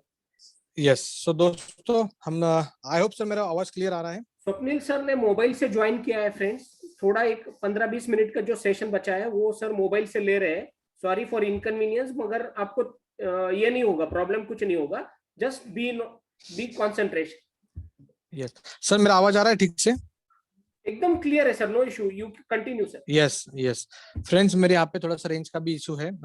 मेरा सब अभी बंद हुआ इलेक्ट्रिक का. So I will try to explain you. So हम लोग बैंकिंग के यहाँ पे थे. सो बैंक के केस में गवर्नमेंट ने एक सिंपल मैकेनिज्म दिया है कि आपको जो प्रोपोर्शनेट का टर्नओवर का कैलकुलेशन है वो नहीं करना है, एंड आपको सीधा ही 50% क्रेडिट पूरे जो भी आपका है, मतलब जैसे हमारे एग्जांपल में 10 करोड़ का था, आपको 5 करोड़ का देंगे, हम 5 करोड़ का नहीं देंगे. सिंपल. आपको टर्नओवर के जब इसमें नहीं जाना है. हमें मालूम है बैंक्स वाले लोगों को ज्यादा समझ ठीक से वो इतने प्रोफेशनल इक्विप्ड नहीं होते हैं, उनको दिक्कत ना आए, इसलिए गवर्नमेंट एक सिंपल मैकेनिज्म बताया कि आपको 5 करोड़ का लेना है, 5 करोड़ का नहीं लेना है. 50% देंगे, 50% नहीं देंगे, आपको टर्नओवर वगैरह कुछ नहीं करना है. ठीक है. Now coming to the very important section of section 17.5. I think Rajesh sir ने इसके ऊपर थोड़ा बहुत शुरू भी किया था. नहीं, सेक्शन मैंने ना 17.5 के ऊपर 17.3 डिस्कशन. लिया था सर, 17.3 लिया अच्छा. मैंने. That is a definition of Okay, okay. Exempted supply. अच्छा अच्छा अच्छा, ठीक है ठीक एग्जम्प्टेड है. सप्लाई तो includes equity and land and building. Right right, 2 points I बराबर have सर, told. ठीक है. तो फ्रेंड्स अभी 17.5 पे मैं आता हूँ. Very important, I will say VVVIMP, not only for your exams but also for your practice. ये सेक्शन आज भी नहीं 50-60-70% में देखता हूँ प्रोफेशनल लोगों को, कंसल्टेंट लोगों को नहीं आता है समझ में ठीक से, एंड दे गिव रॉन्ग और incorrect advice to their clients. तो ये क्या बोलता है सेक्शन 17.5? बोलता है कि हम बिलो दिए गए हुए एक्सपेंसेस का क्रेडिट नहीं देंगे. We will not give you credit at all. So number one, motor vehicle for transportation of persons. Motor vehicle for transportation of persons. So इसका हम क्रेडिट आपको बिल्कुल नहीं देंगे जिसकी कैपेसिटी 13 से कम है. बराबर है. एक्सेप्ट में बाद में आता हूं मैं. So in simple language, motor vehicle जिसकी कैपेसिटी 13 से कम है हम उसका क्रेडिट नहीं देंगे. Friends now my question is कि कंपनी ने कार ली डायरेक्टर के लिए, क्रेडिट मिलेगा क्या नहीं मिलेगा? मर्सिडीज ली है, क्रेडिट मिलेगा नहीं मिलेगा? चैट बॉक्स में रिप्लाई करिए. No no no, everyone is saying right. Company ने एक मिनी बस खरीदी है जिसकी कैपेसिटी 15 है, क्रेडिट मिलेगा एम्प्लॉय ट्रांसपोर्टेशन के लिए? Yes, so correct, all are correct. Friends company ने ट्रक परचेज किया है ट्रांसपोर्टेशन ऑफ गुड्स के लिए जिसकी कैपेसिटी, जिसमें 2 ही लोग बैठ सकते हैं, क्रेडिट मिलेगा या नहीं मिलेगा? ट्रक कैपेसिटी 2 ही है, यस और no? So all are saying yes, yes. All are saying yes. No, it's not a passenger. It is for the goods. Correct. So friends, all of you are correctly interpreted. Here, the truck is not for the transportation of person. It is for the transportation of goods. Transportation of goods section 17.5 में कहीं पे भी cover नहीं होता है. Section 17.5 बोलता है motor vehicle for transportation of persons, जो पर्सन्स के बारे में है. बराबर है. तो ट्रक का क्रेडिट मिलेगा. अभी दोस्तों इसके अलावा जो भी व्हीकल टाइप चीजें होती है जो ट्रांसपोर्टेशन पर्सन के लिए नहीं होती है, सबका क्रेडिट मिलेगा. कंपनी में डंपर, ट्रिपर, सब ये सब चीजों सबका क्रेडिट मिलेगा. एक्सेप्ट, अभी एक्सेप्शन में आते हैं. एक्सेप्ट मतलब इसका क्रेडिट मिलेगा. किसका? अगर वो मोटर व्हीकल फर्दर सप्लाई के लिए यूज हो रही है. ए फर्दर सप्लाई ऑफ व्हीकल मतलब आप आगे उसको बेच रहे हो, क्रेडिट मिलेगा. आप ट्रांसपोर्टेशन ऑफ पैसेंजर का काम करते हो, जैसे कोई वॉल्वो परचेस की आप और आप उससे पैसेंजर ट्रांसपोर्टेशन का काम कर रहे हो तो क्रेडिट मिलेगा. तीसरा, इम्पार्टिंग ट्रेनिंग और ड्राइविंग स्कूल. पुणे में हम देखते हैं बहुत सारे ट्रेनिंग स्कूल्स है, motor vehicle driving schools.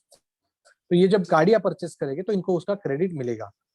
So JCB, Nilesh is asking, Nilesh JCB का क्रेडिट मिलेगा because not for the transportation of persons. JCB हम is not for the transportation of person JCB, तो क्रेडिट उसका रेस्ट्रिक्ट नहीं हो रहा है. बराबर है. सो जिसकी भी कैपेसिटी 13 से कम है उसका क्रेडिट नहीं मिलेगा. 13 से ज्यादा कैपेसिटी तो क्रेडिट मिलेगा. उसमें भी एक्सेप्शन है, 13 से कम भी हो तो भी मिल सकता है. कब? जब वो फर्दर सप्लाई हो रहा है ट्रांसपोर्टेशन ऑफ पैसेंजर से या imparting training on driving school, इसका. करेक्ट.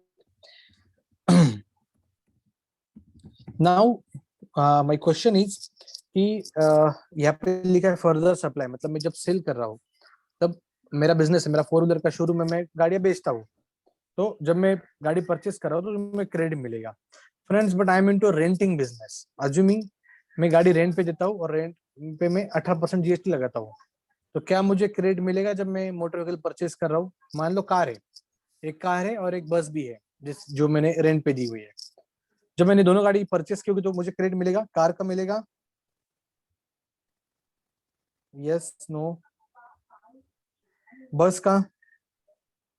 यहाँ पे मैं रेंट पे दे रहा हूँ, मैं बेच नहीं रहा हूँ. Just to clarify all.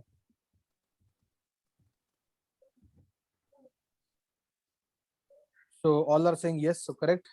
Friends हमें सप्लाई, फर्दर सप्लाई मतलब क्या? Supply includes rent as well. Section 7. Supply doesn't mean sale only. तो जो लोग नो बोल रहे थे, यहाँ पे वर्ड यूज किया further supply of such motor vehicle. Supply includes rent as well. तो अगर मैं रेंट पे भी दे रहा हूँ तो भी मुझे क्रेडिट मिल सकता है. So ये वेरी इंपॉर्टेंट मोटर व्हीकल का पार्ट. इसमें वैल्यू एडिशन कैसे कर सकते हैं? जब ये चेंज आया था, so we suggested our manufacturing clients कि आप लोग जो कार लेते हो उससे अच्छा बस लीजिए, आपको 18% जो भी है, 12% जो भी क्रेडिट है वो मिलेगा, जो डिसअलाउड हो रहा था पहले. So with this we can maximize, we can give a service to, we can guide him to maximize the credit. Yes. Now vessel and aircraft. अभी यहाँ पे मेरे हिसाब से ग्रुप में ऐसा कोई नहीं होगा जिसके पास वेसल और एयरक्राफ्ट है, तो short discussion I will make कि वेसल और एयरक्राफ्ट का नहीं मिलता है इन जनरल. कब मिलेगा? जब वो नीचे दिए हुए चीजों के लिए, सॉरी आपके पास नहीं है स्लाइड में बोल रहा हूँ जब, तो जब वो for making further supply of vessel या ट्रांसपोर्ट पैसेंजर या फिर फ्लाइंग के लिए यूज हो रहा है तो ही उसका क्रेडिट मिलेगा. नाउ फ्रेंड्स, अभी हमने जो डिस्कस किया, गाड़ी परचेस की होगी तो उसका क्रेडिट के बारे में हमने बात किया. What if we are doing repairs, maintenance activity of that vehicle, whether in such case credit will be allowed और नॉट. तो इसका सिंपल लॉजिक में बताता हूँ हमें याद कैसे रखना है. अगर मैंने वो गाड़ी जब परचेस की होगी तो मुझे अगर उसका क्रेडिट अलाउड होगा तो ही उसका मुझे जनरल इंश्योरेंस, उसका रिपेयर्स का क्रेडिट मिलेगा, अदरवाइज नहीं मिलेगा.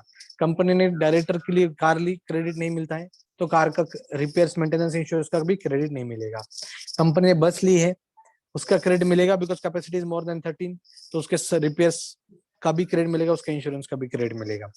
कंपनी ने ट्रक परचेस की थी, ट्रक का क्रेडिट वैसे भी डिसअलाउड नहीं है क्योंकि ट्रांसपोर्टेशन पर्सन को ही डिसअलाउड है, तो ट्रक का रिपेयर्स, मेंटेनेंस सब कुछ मिलेगा. Yes, Rajesh is correctly saying if vehicle credit is eligible, then only repair credit is eligible.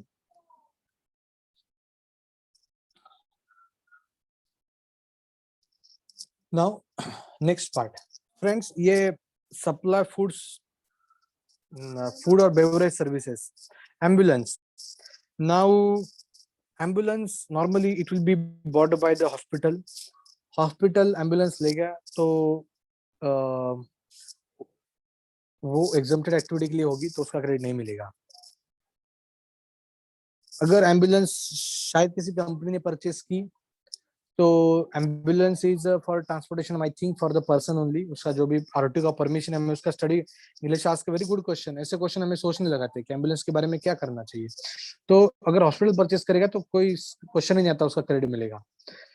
अगर मान लो कंपनी ने परचेस की है तो हमें ये देखना पड़ेगा कि एम्बुलेंस की कंपनी, मान लो बहुत बड़ी कंपनी है, एज अ सेफगार्ड एम्प्लॉय के लिए उन्होंने एक स्टैंड बाय मोड पे एम्बुलेंस रखी कंपनी में, कुछ इमरजेंसी आई तो 5,000 10,000 एम्प्लॉय तो रखी होगी, शायद हो सकता है. तो क्या इसका क्रेडिट मिलेगा? नहीं मिलेगा. तो हमें दोस्तों इसके आरटीओ की परमिशन देखनी पड़ेगी. जहाँ से गाड़ी परचेस उसको पूछना पड़ेगा कि क्या ये motor vehicle for transportation of person RTO के हिसाब से है, तो उसके अप्रूव्ड सीटिंग कैपेसिटी कितनी है, तो उस हिसाब से. नाउ फूड और बेवरेजेस, ये क्रेडिट मिलता नहीं, इसमें आप सब लोगों को मालूम ही है, फूड का क्रेडिट नहीं मिलता है. आउटडोर केटरिंग नहीं मिलता है, ब्यूटी ट्रीटमेंट, हेल्थ सर्विसेज नहीं मिलता है. फ्रेंड्स, मेरे पास एक अभी इनवाइस आया था, एक डायरेक्टर ने मुझे एक कंपनी का इनवाइस भेजा था कि जिसमें उन्होंने एक सर्विस ली थी, फिटनेस, मेंटल स्ट्रेस मैनेजमेंट. तो उन्होंने बोला इसके ऊपर क्रेडिट मिलेगा क्या? लगभग 5 लाख का खर्चा किया था, मेरे हिसाब से 80-90 हजार जीएसटी अमाउंट था.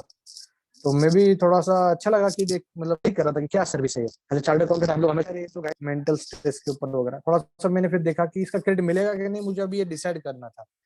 तो मैंने फिर वो कंपनी की वेबसाइट पे गया, what is their activity. So after going through their activity I come to know that it is health services, so credit नहीं मिलेगा.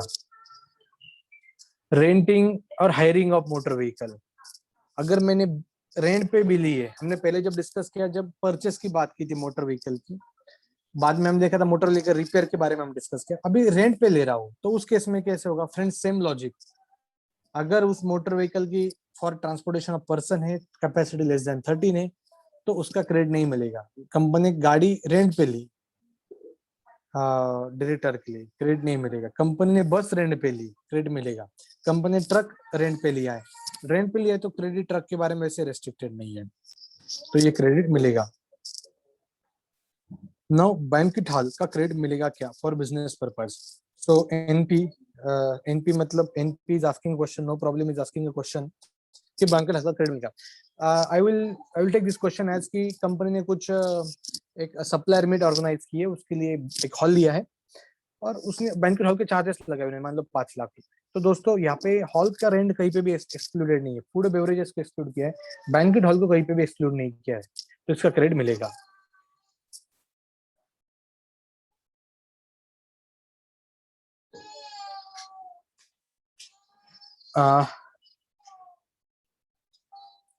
उसके बाद लाइफ इंश्योरेंस, हेल्थ इंश्योरेंस का क्रेडिट नहीं मिलेगा।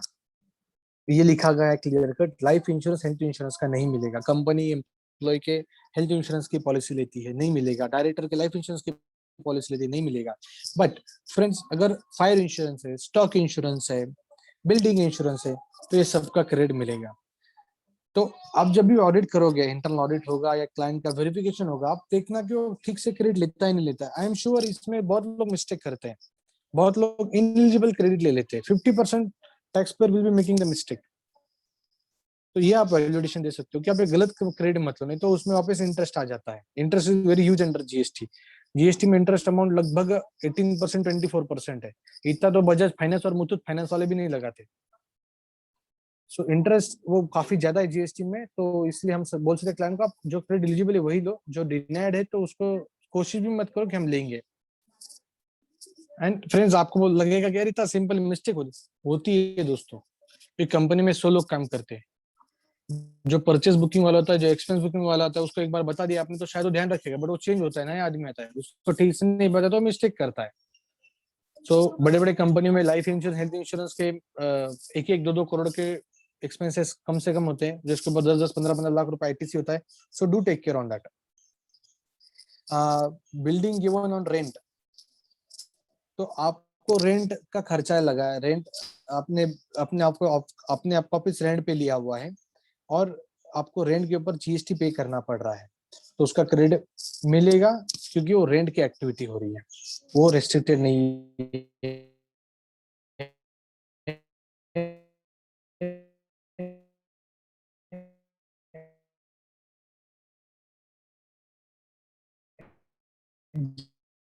जब रेंट का खर्चा हो रहा है तब। Membership of a club, health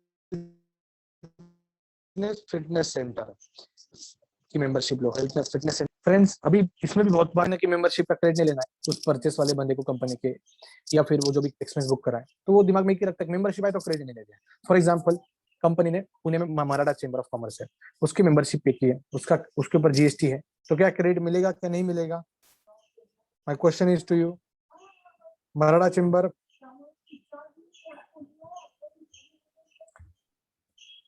कोई चेंबर ऑफ कॉमर्स है, मिलेगा, right? So all of you are correct.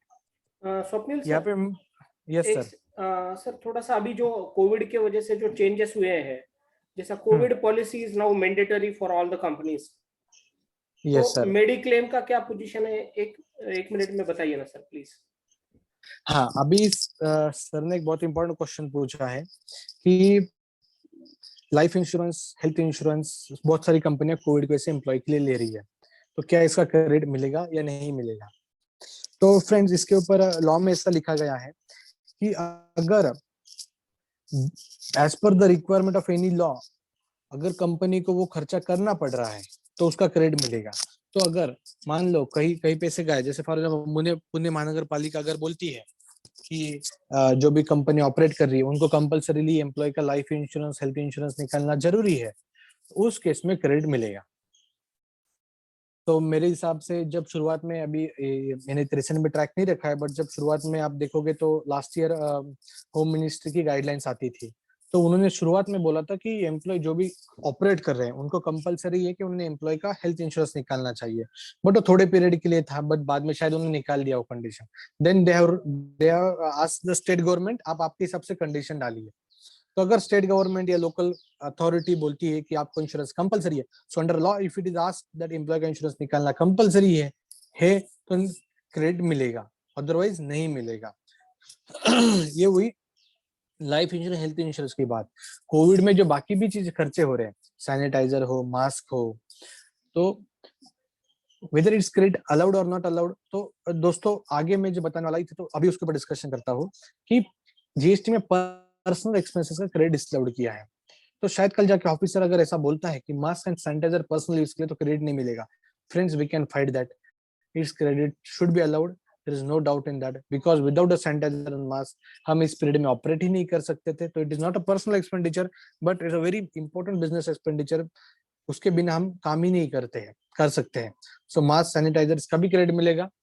With respect to insurance हमें देखना पड़ेगा रेगुलेटरी फ्रेमवर्क क्या है, अगर मैंडेटरी है तो क्रेडिट मिलेगा, अदरवाइज नहीं।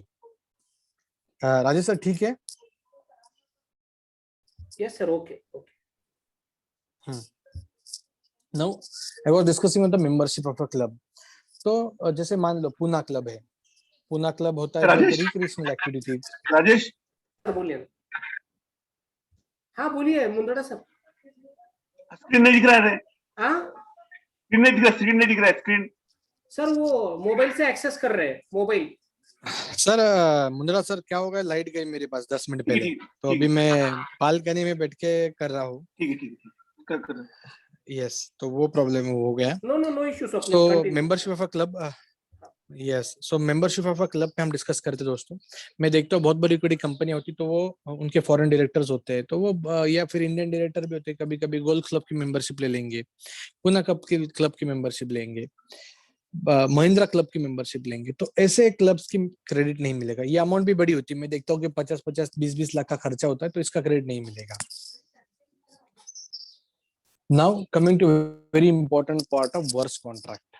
Now friends, works contract means what? ये वर्क्स कॉन्ट्रैक्ट जब मैं स्टूडेंट था तब मुझे भी बहुत दिक्कत आती थी इसको समझने में, और कुछ तो भी करके एग्जाम अगर आता है तो कुछ लिख लेते थे। So what works contract means basically friends, in simple language, यहाँ पे एक्चुअली मैंने आपके लिए कुछ इमेजेस भी बनाई थी, आपको दिखाऊं, बट अभी दिखा नहीं पाऊंगा, आपको बाद में पीपीटी में मिल जाएंगी वो।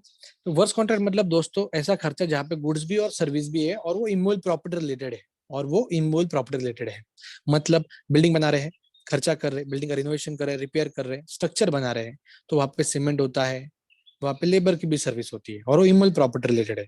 तो ये वर्क्स कॉन्ट्रैक्ट है। आप पेंटिंग कर रहे हो, आपने कॉन्ट्रैक्टर अपॉइंट किया है, तो वो आदमी आएगा, पेंट का काम करेगा, उसके लेबर हो गए, वर्क्स कॉन्ट्रैक्ट है, क्योंकि इमूवेबल प्रॉपर्टी रिलेटेड खर्चा हो रहा है। पीओपी, घर में पीओपी कर रहे हो, ऑफिस में पीओपी कर रहे हो आप, सीलिंग में, वहां पे वो गुड्स भी है, सर्विस भी है, बराबर है, लेबर भी, मतलब तो ये वर्क्स कॉन्ट्रैक्ट का खर्चा हुआ। आपने आपके ऑफिस में टाइल्स जो फ्लोरिंग है वो चेंज कर रहे हो, आपने कॉन्ट्रैक्टर अपॉइंट किया, उसको बोला तू टाइल सब तू देखेगा, लेबर वगैरह, वर्क्स कॉन्ट्रैक्ट है, ये इमूवेबल प्रॉपर्टी रिलेटेड है। तो वर्क्स कॉन्ट्रैक्ट, हेलो, हाँ, तो वर्क्स कॉन्ट्रैक्ट जो है दोस्तों, जो जीएसटी में हो या सर्विस टैक्स में हो, हमेशा इसमें डिस्प्यूट्स बहुत सारे रहते हैं। अभी मैं strictly I will discuss on the it's credit part. तो इसको कैसे ध्यान में रखा है, कंपनियां होती है, बिजनेसमैन होता है, वो हमेशा कुछ ना कुछ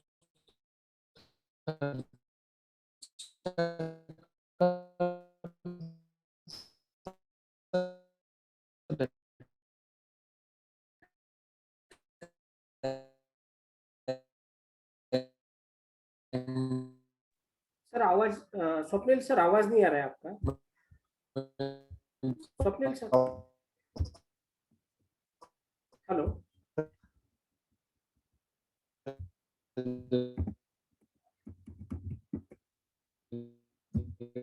हेलो स्वप्निल सर,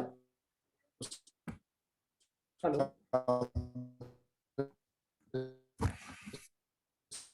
हेलो। हाँ friends, can you hear me? Hello, can you hear me friends? Yeah, okay Yashika, okay. See what Swapnil is covering is section what Swapnil is covering is section 17(5), subsection 3 and subsection 4, that is C and D, clause C and clause D. What is clause C? Works contract services when supplied for construction of an immobile property other than plant and machinery, except when it is an input service for further supply of works contract service. What it means, works contract, what is works contract is defined under GST. What is works contract is specifically decide any contract which involves goods as well as services for the purpose of only immobile property. In earlier laws, पहले की जो law थे, जो service tax था, उसमें works contract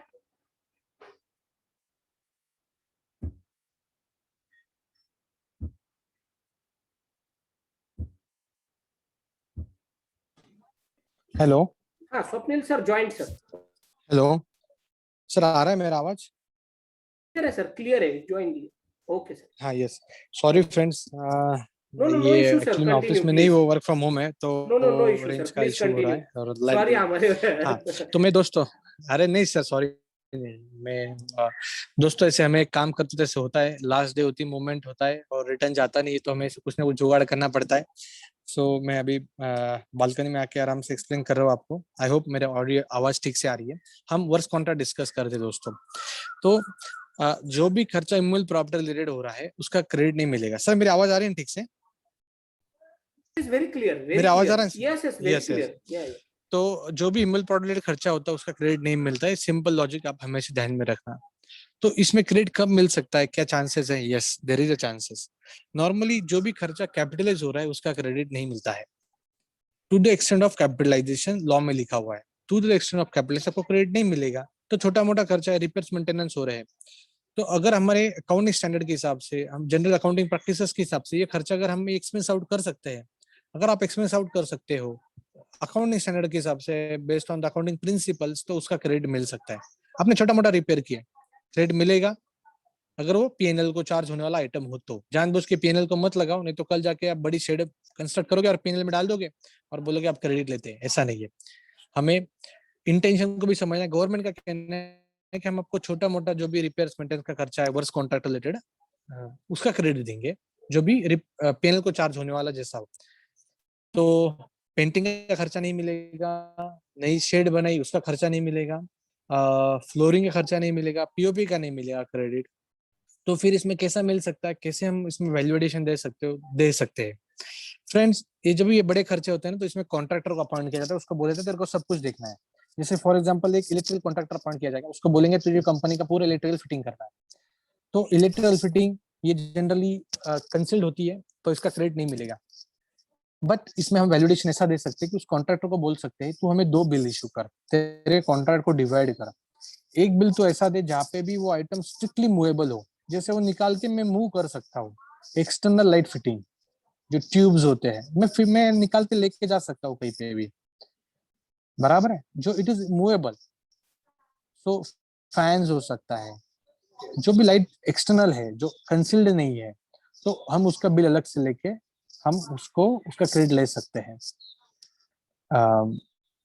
क्योंकि वो movable है, नॉट एन इमूवेबल। बाद में कंपनी ने शेड बना रहे, तो जब वो एक्टिविटी हो रही है तब उन्होंने मशीन फाउंडेशन का भी बहुत, मशीन का जो फाउंडेशन का काम होता है उसमें भी लगभग एक मशीन के लिए 50 लाख 1 करोड़ का खर्चा होता है। तो मशीन फाउंडेशन का जो भी सिविल काम होता है उसका क्रेडिट मिलता है, लिखा गया है लॉ में। अभी मैं आपको पीपीटी नहीं दिखा पा रहा हूँ, बट लिखा है सेक्शन 17(5) के एक्सप्लेनेशन में लिखा हुआ है कि प्लांट एंड मशीनरी के फाउंडेशन का क्रेडिट मिलेगा। तो वो भी एक बड़ी, जैसे मान लो कंपनी ने कॉन्ट्रैक्टर को काम दिया है, जैसे मेरा सभी सामने एग्जांपल है जहाँ पे 25 करोड़ का एक भोपाल में प्लांट बनाया जा रहा है, जिसमें मैंने उस कॉन्ट्रैक्टर को पूछा जो मशीन फाउंडेशन काम कर रहा है उसका खर्चा कितना है, तो बोले 3 करोड़ का उसका खर्चा है मेरा। तो मैं बोला 3 करोड़ का मुझे अलग से बिल दे कि तू मशीन फाउंडेशन के लिए काम कर रहा है, तो 3 करोड़ के ऊपर जो भी क्रेडिट रहेगा वो मुझे मिलेगा। I hope you understood now with respect to works contract. Any question chat box में आप मुझे पूछ सकते हो, मतलब मैं आगे जाऊंगा, नहीं तो वर्क्स कॉन्ट्रैक्ट पे एनी क्वेश्चन? स्टोरेज टैंक का क्रेडिट नहीं मिलेगा, बिकॉज मशीन फाउंडेशन को उन्होंने बहुत बताया हुआ है। और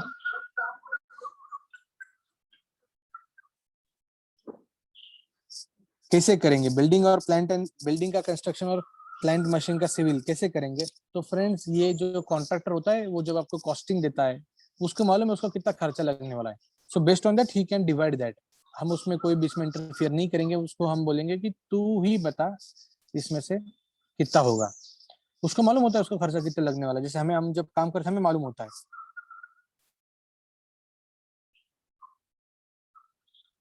works contract and construction friend दोनों सेम ही है, लगभग ऐसा कोई डिफरेंस नहीं, सिर्फ कंस्ट्रक्शन को अलग डिफाइन किया था सर्विस टैक्स में, क्योंकि कंस्ट्रक्शन जैसे बिल्डिंग कंस्ट्रक्ट होती है तो लॉजिकली देखा जाए या कंसेप्ट देखो दोनों सेम ही है, सिर्फ बस tax rate point of view से अलग अलग डिफाइन किया गया है। कंपनी ने बिल्डिंग बनाई क्रेडिट नहीं मिलेगा।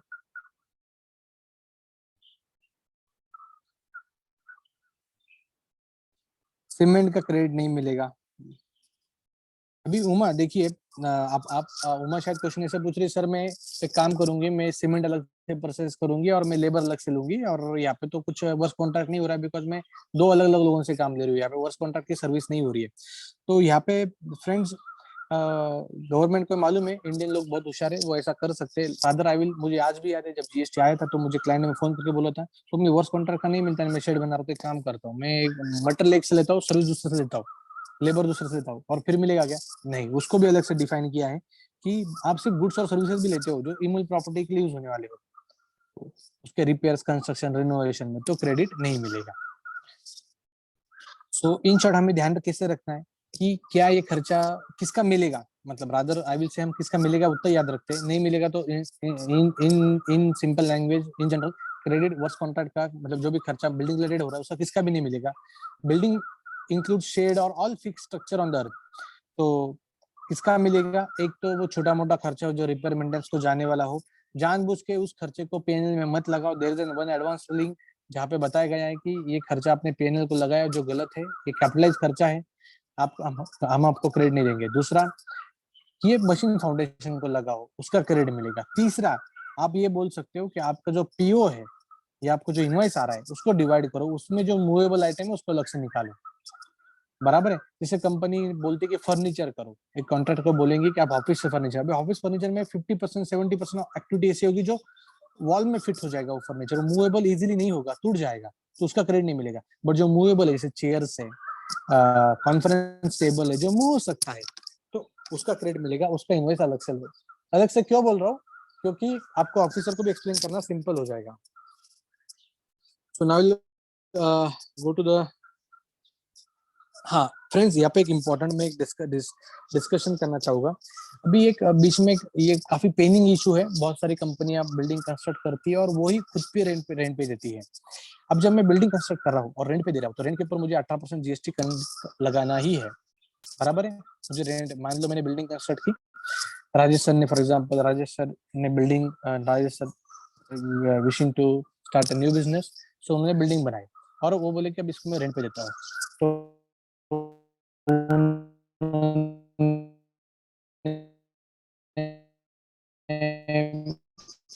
सब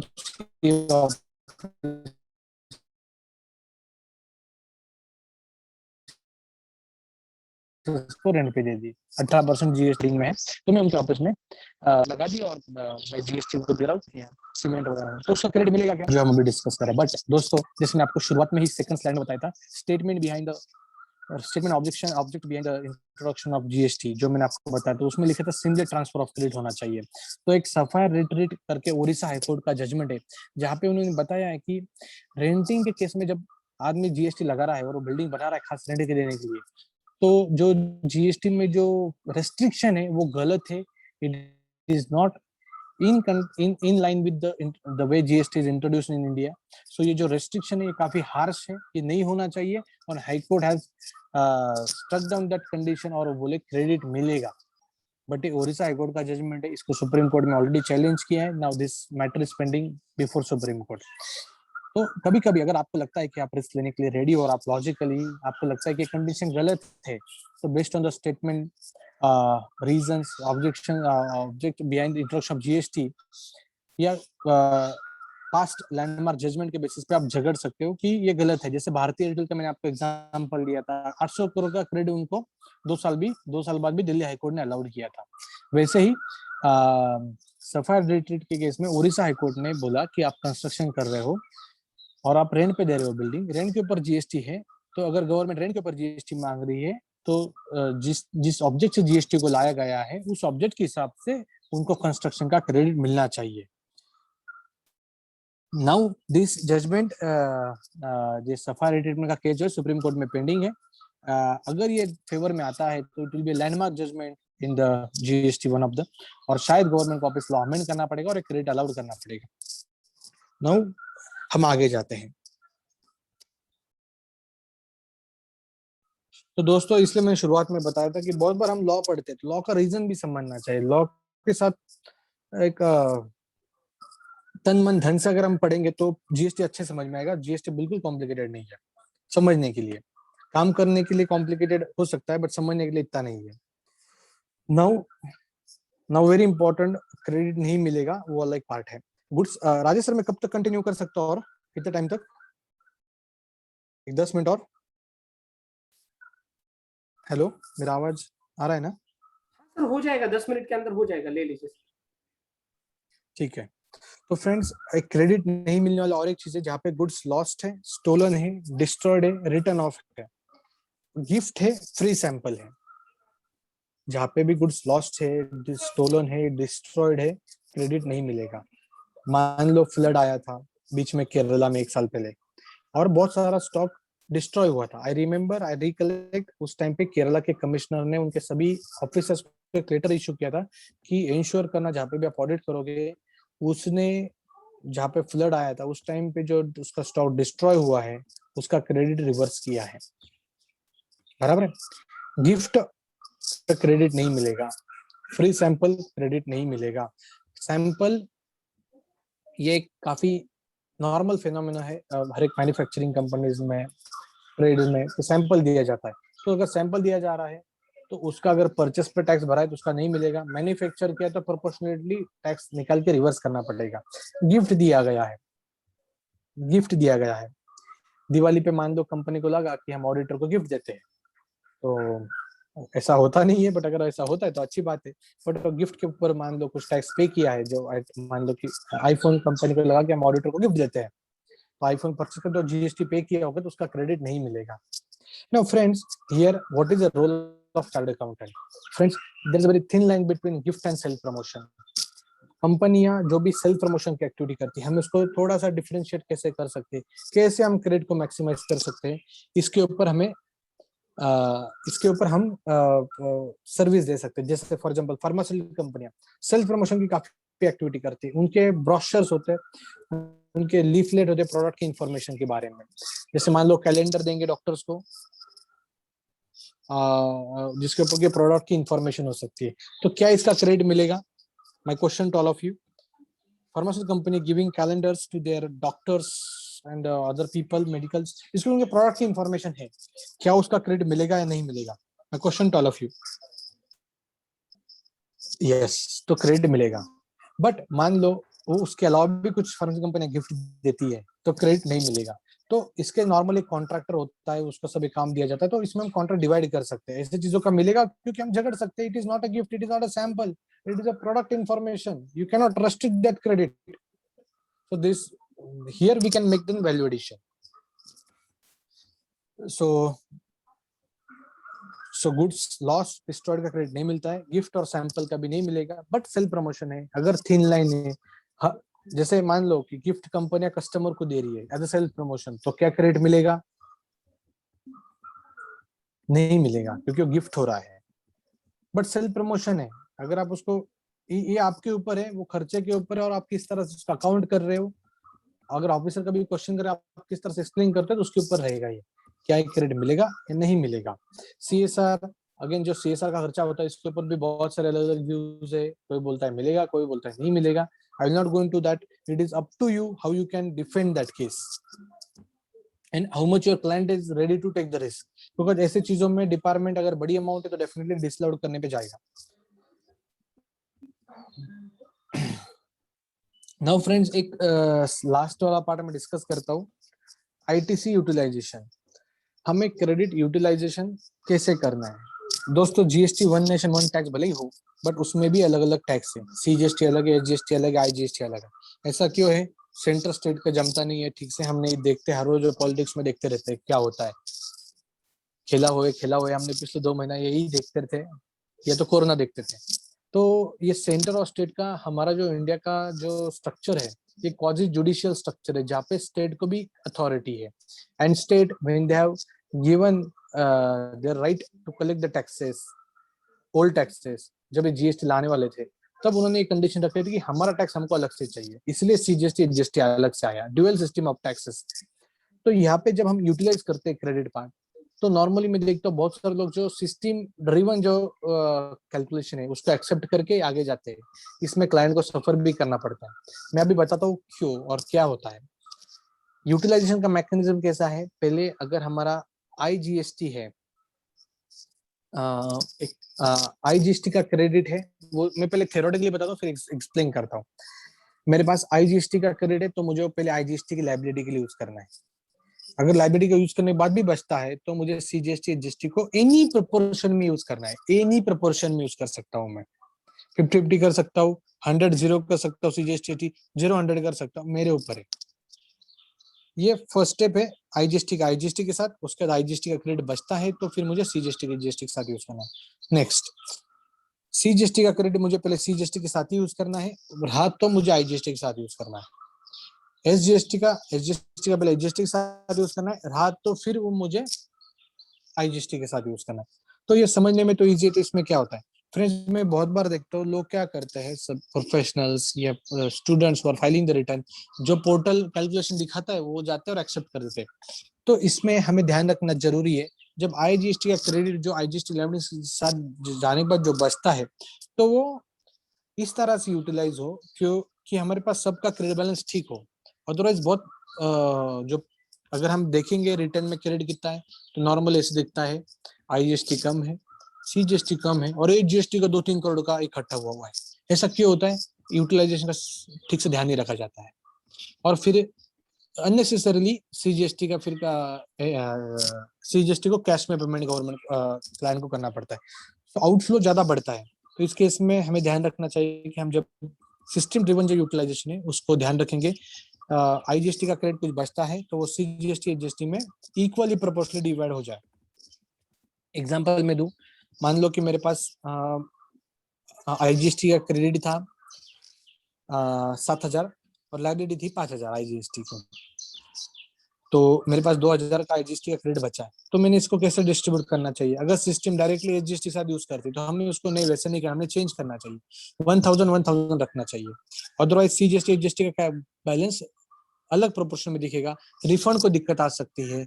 और आई सीन की इस केस में आगे जाके, अभी मुझे टाइम नहीं है आपको बताने को, बट जस्ट इमेजिन कि आगे जाके अननेसेसरली आउटफ्लो होता है, एक्सेस आउटफ्लो होता है अननेसेसरली, क्योंकि एक टैक्स इकट्ठा हुआ है बहुत ज्यादा और दूसरा कम हुआ है. सो हमेशा यूटिलाइजेशन का जो मैकेनिज्म है इसके ऊपर ध्यान रखना चाहिए. सिस्टम जो दे रही है उसमें अगर आपको लगता है तो आप चेंज कर सकते हो आईजीएसटी का part. So I hope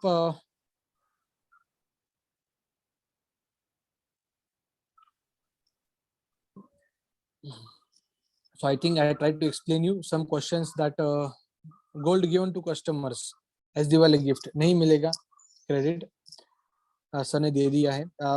2A और 2B में डिफरेंस क्या है? सो फ्रेंड्स, 2A 2B में डिफरेंस यही है कि 2B एक फिक्स्ड है, स्टैटिक है फॉर्म, और 2A चेंज होते रहता है. मान लो अगर मैं आज 2017 का रिटर्न भरता हूँ तो मेरा जुलाई 2017 का मान लो किसी कस्टमर 2017 का रिटर्न आज भरा है तो मेरे 2017 का 2A चेंज हो जाएगा. बट 2B फिक्स्ड होता है. 2B अगर कोई सप्लायर ने 2017 का रिटर्न आज दिखाया है तो वो मेरे 2B में आज के मंथ में दिखेगा, मतलब मई 2021 में दिखेगा, बट 2A के 2017 में दिखेगा. तो ये डिफरेंस है. So with this I tried to explain the input tax credit. There was a disturbance, but ठीक है. I hope you enjoyed the session. Thank you, Gita Parivar. Thank you, Rajesh sir, Muniraj sir, for giving me opportunity. Thanks to all of you for the patient hearing. आपको जानबूझ के patient ही रहना पड़ा, आपको mute किया गया था, तो thanks to all of you. Over to you, Rajesh sir. Friends, I accept there are so many issues and there are so many you can say complications while compiling the GST input tax credit provision specifically. I totally agree that there is always a dispute whether to take input tax credit of a building or not, whether to follow Odisha High Court or not. There is a pending Supreme Court case in the Supreme Court, or you can say CSR activity credit is eligible or not. There are so many issues in the compliance of law, but our purpose is here to complete the basic fundamentals of law, whether to avail input tax credit of car, whether to avail input tax credit of food, whether to input tax credit of building. Prima facie, what provision is given, it is not allowed subject to the conditions. Like car, if sitting capacity is higher than 13, food, if it is further supply of goods, whether in composite supply or is in mixed supply. If it is for supply, you are eligible for credit. Banquet hall, suppose see, considering the principal supply, if it is a principal supply is 5%, then credit is not eligible. Better to take separate bill in case of banquet hall. If food credit is not eligible, the banquet hall should be utilized for the purpose of business. If you arrange any family function and take the credit, it is not eligible. So many issues are there. Whether it is for the purpose of business, there was so many litigations under Central Excise and Service Tax. That's why they have removed the word. Later on, after seeing the so many disputes, they have removed the word furtherance of business in the definition of input service. Right, Swapnil sir? Hello, can you hear me, Swapnil sir? Yes, sir. Yes, sir. Yes. Sir, the furtherance of business also created so many issues. Even some expenditure spent on research activity, whether it is for the purpose of business, there is a dispute. I request you, friends, it is just to clarify you the basic concepts of law. 1.5 hours is not sufficient to cover this one single topic. Still, Swapnil sir has taken his all efforts to complete. Thank you, Swapnil sir. Thanks you. And also thank all participants, bottom of my heart, who to cover all the patient hearing. I request all participants, we have arranged one more seminar which is on meditation. I request you all to please join tomorrow. I have seen many cases under COVID which are suffering only because of stress. Maybe this is the stress is because of financial stress. Maybe the stress is COVID. Someone is from your family is COVID patient. Whatever we have covered, we have just arranged this meditation session to make you stress free and continue this process, which we will cover tomorrow. You will definitely getting benefited from this process. Thank you, friends. Thank you all. Thank you, Swapnil sir. Yes, sir. Okay. Thank you, everyone. Thank you, sir, again. Thank you, sir.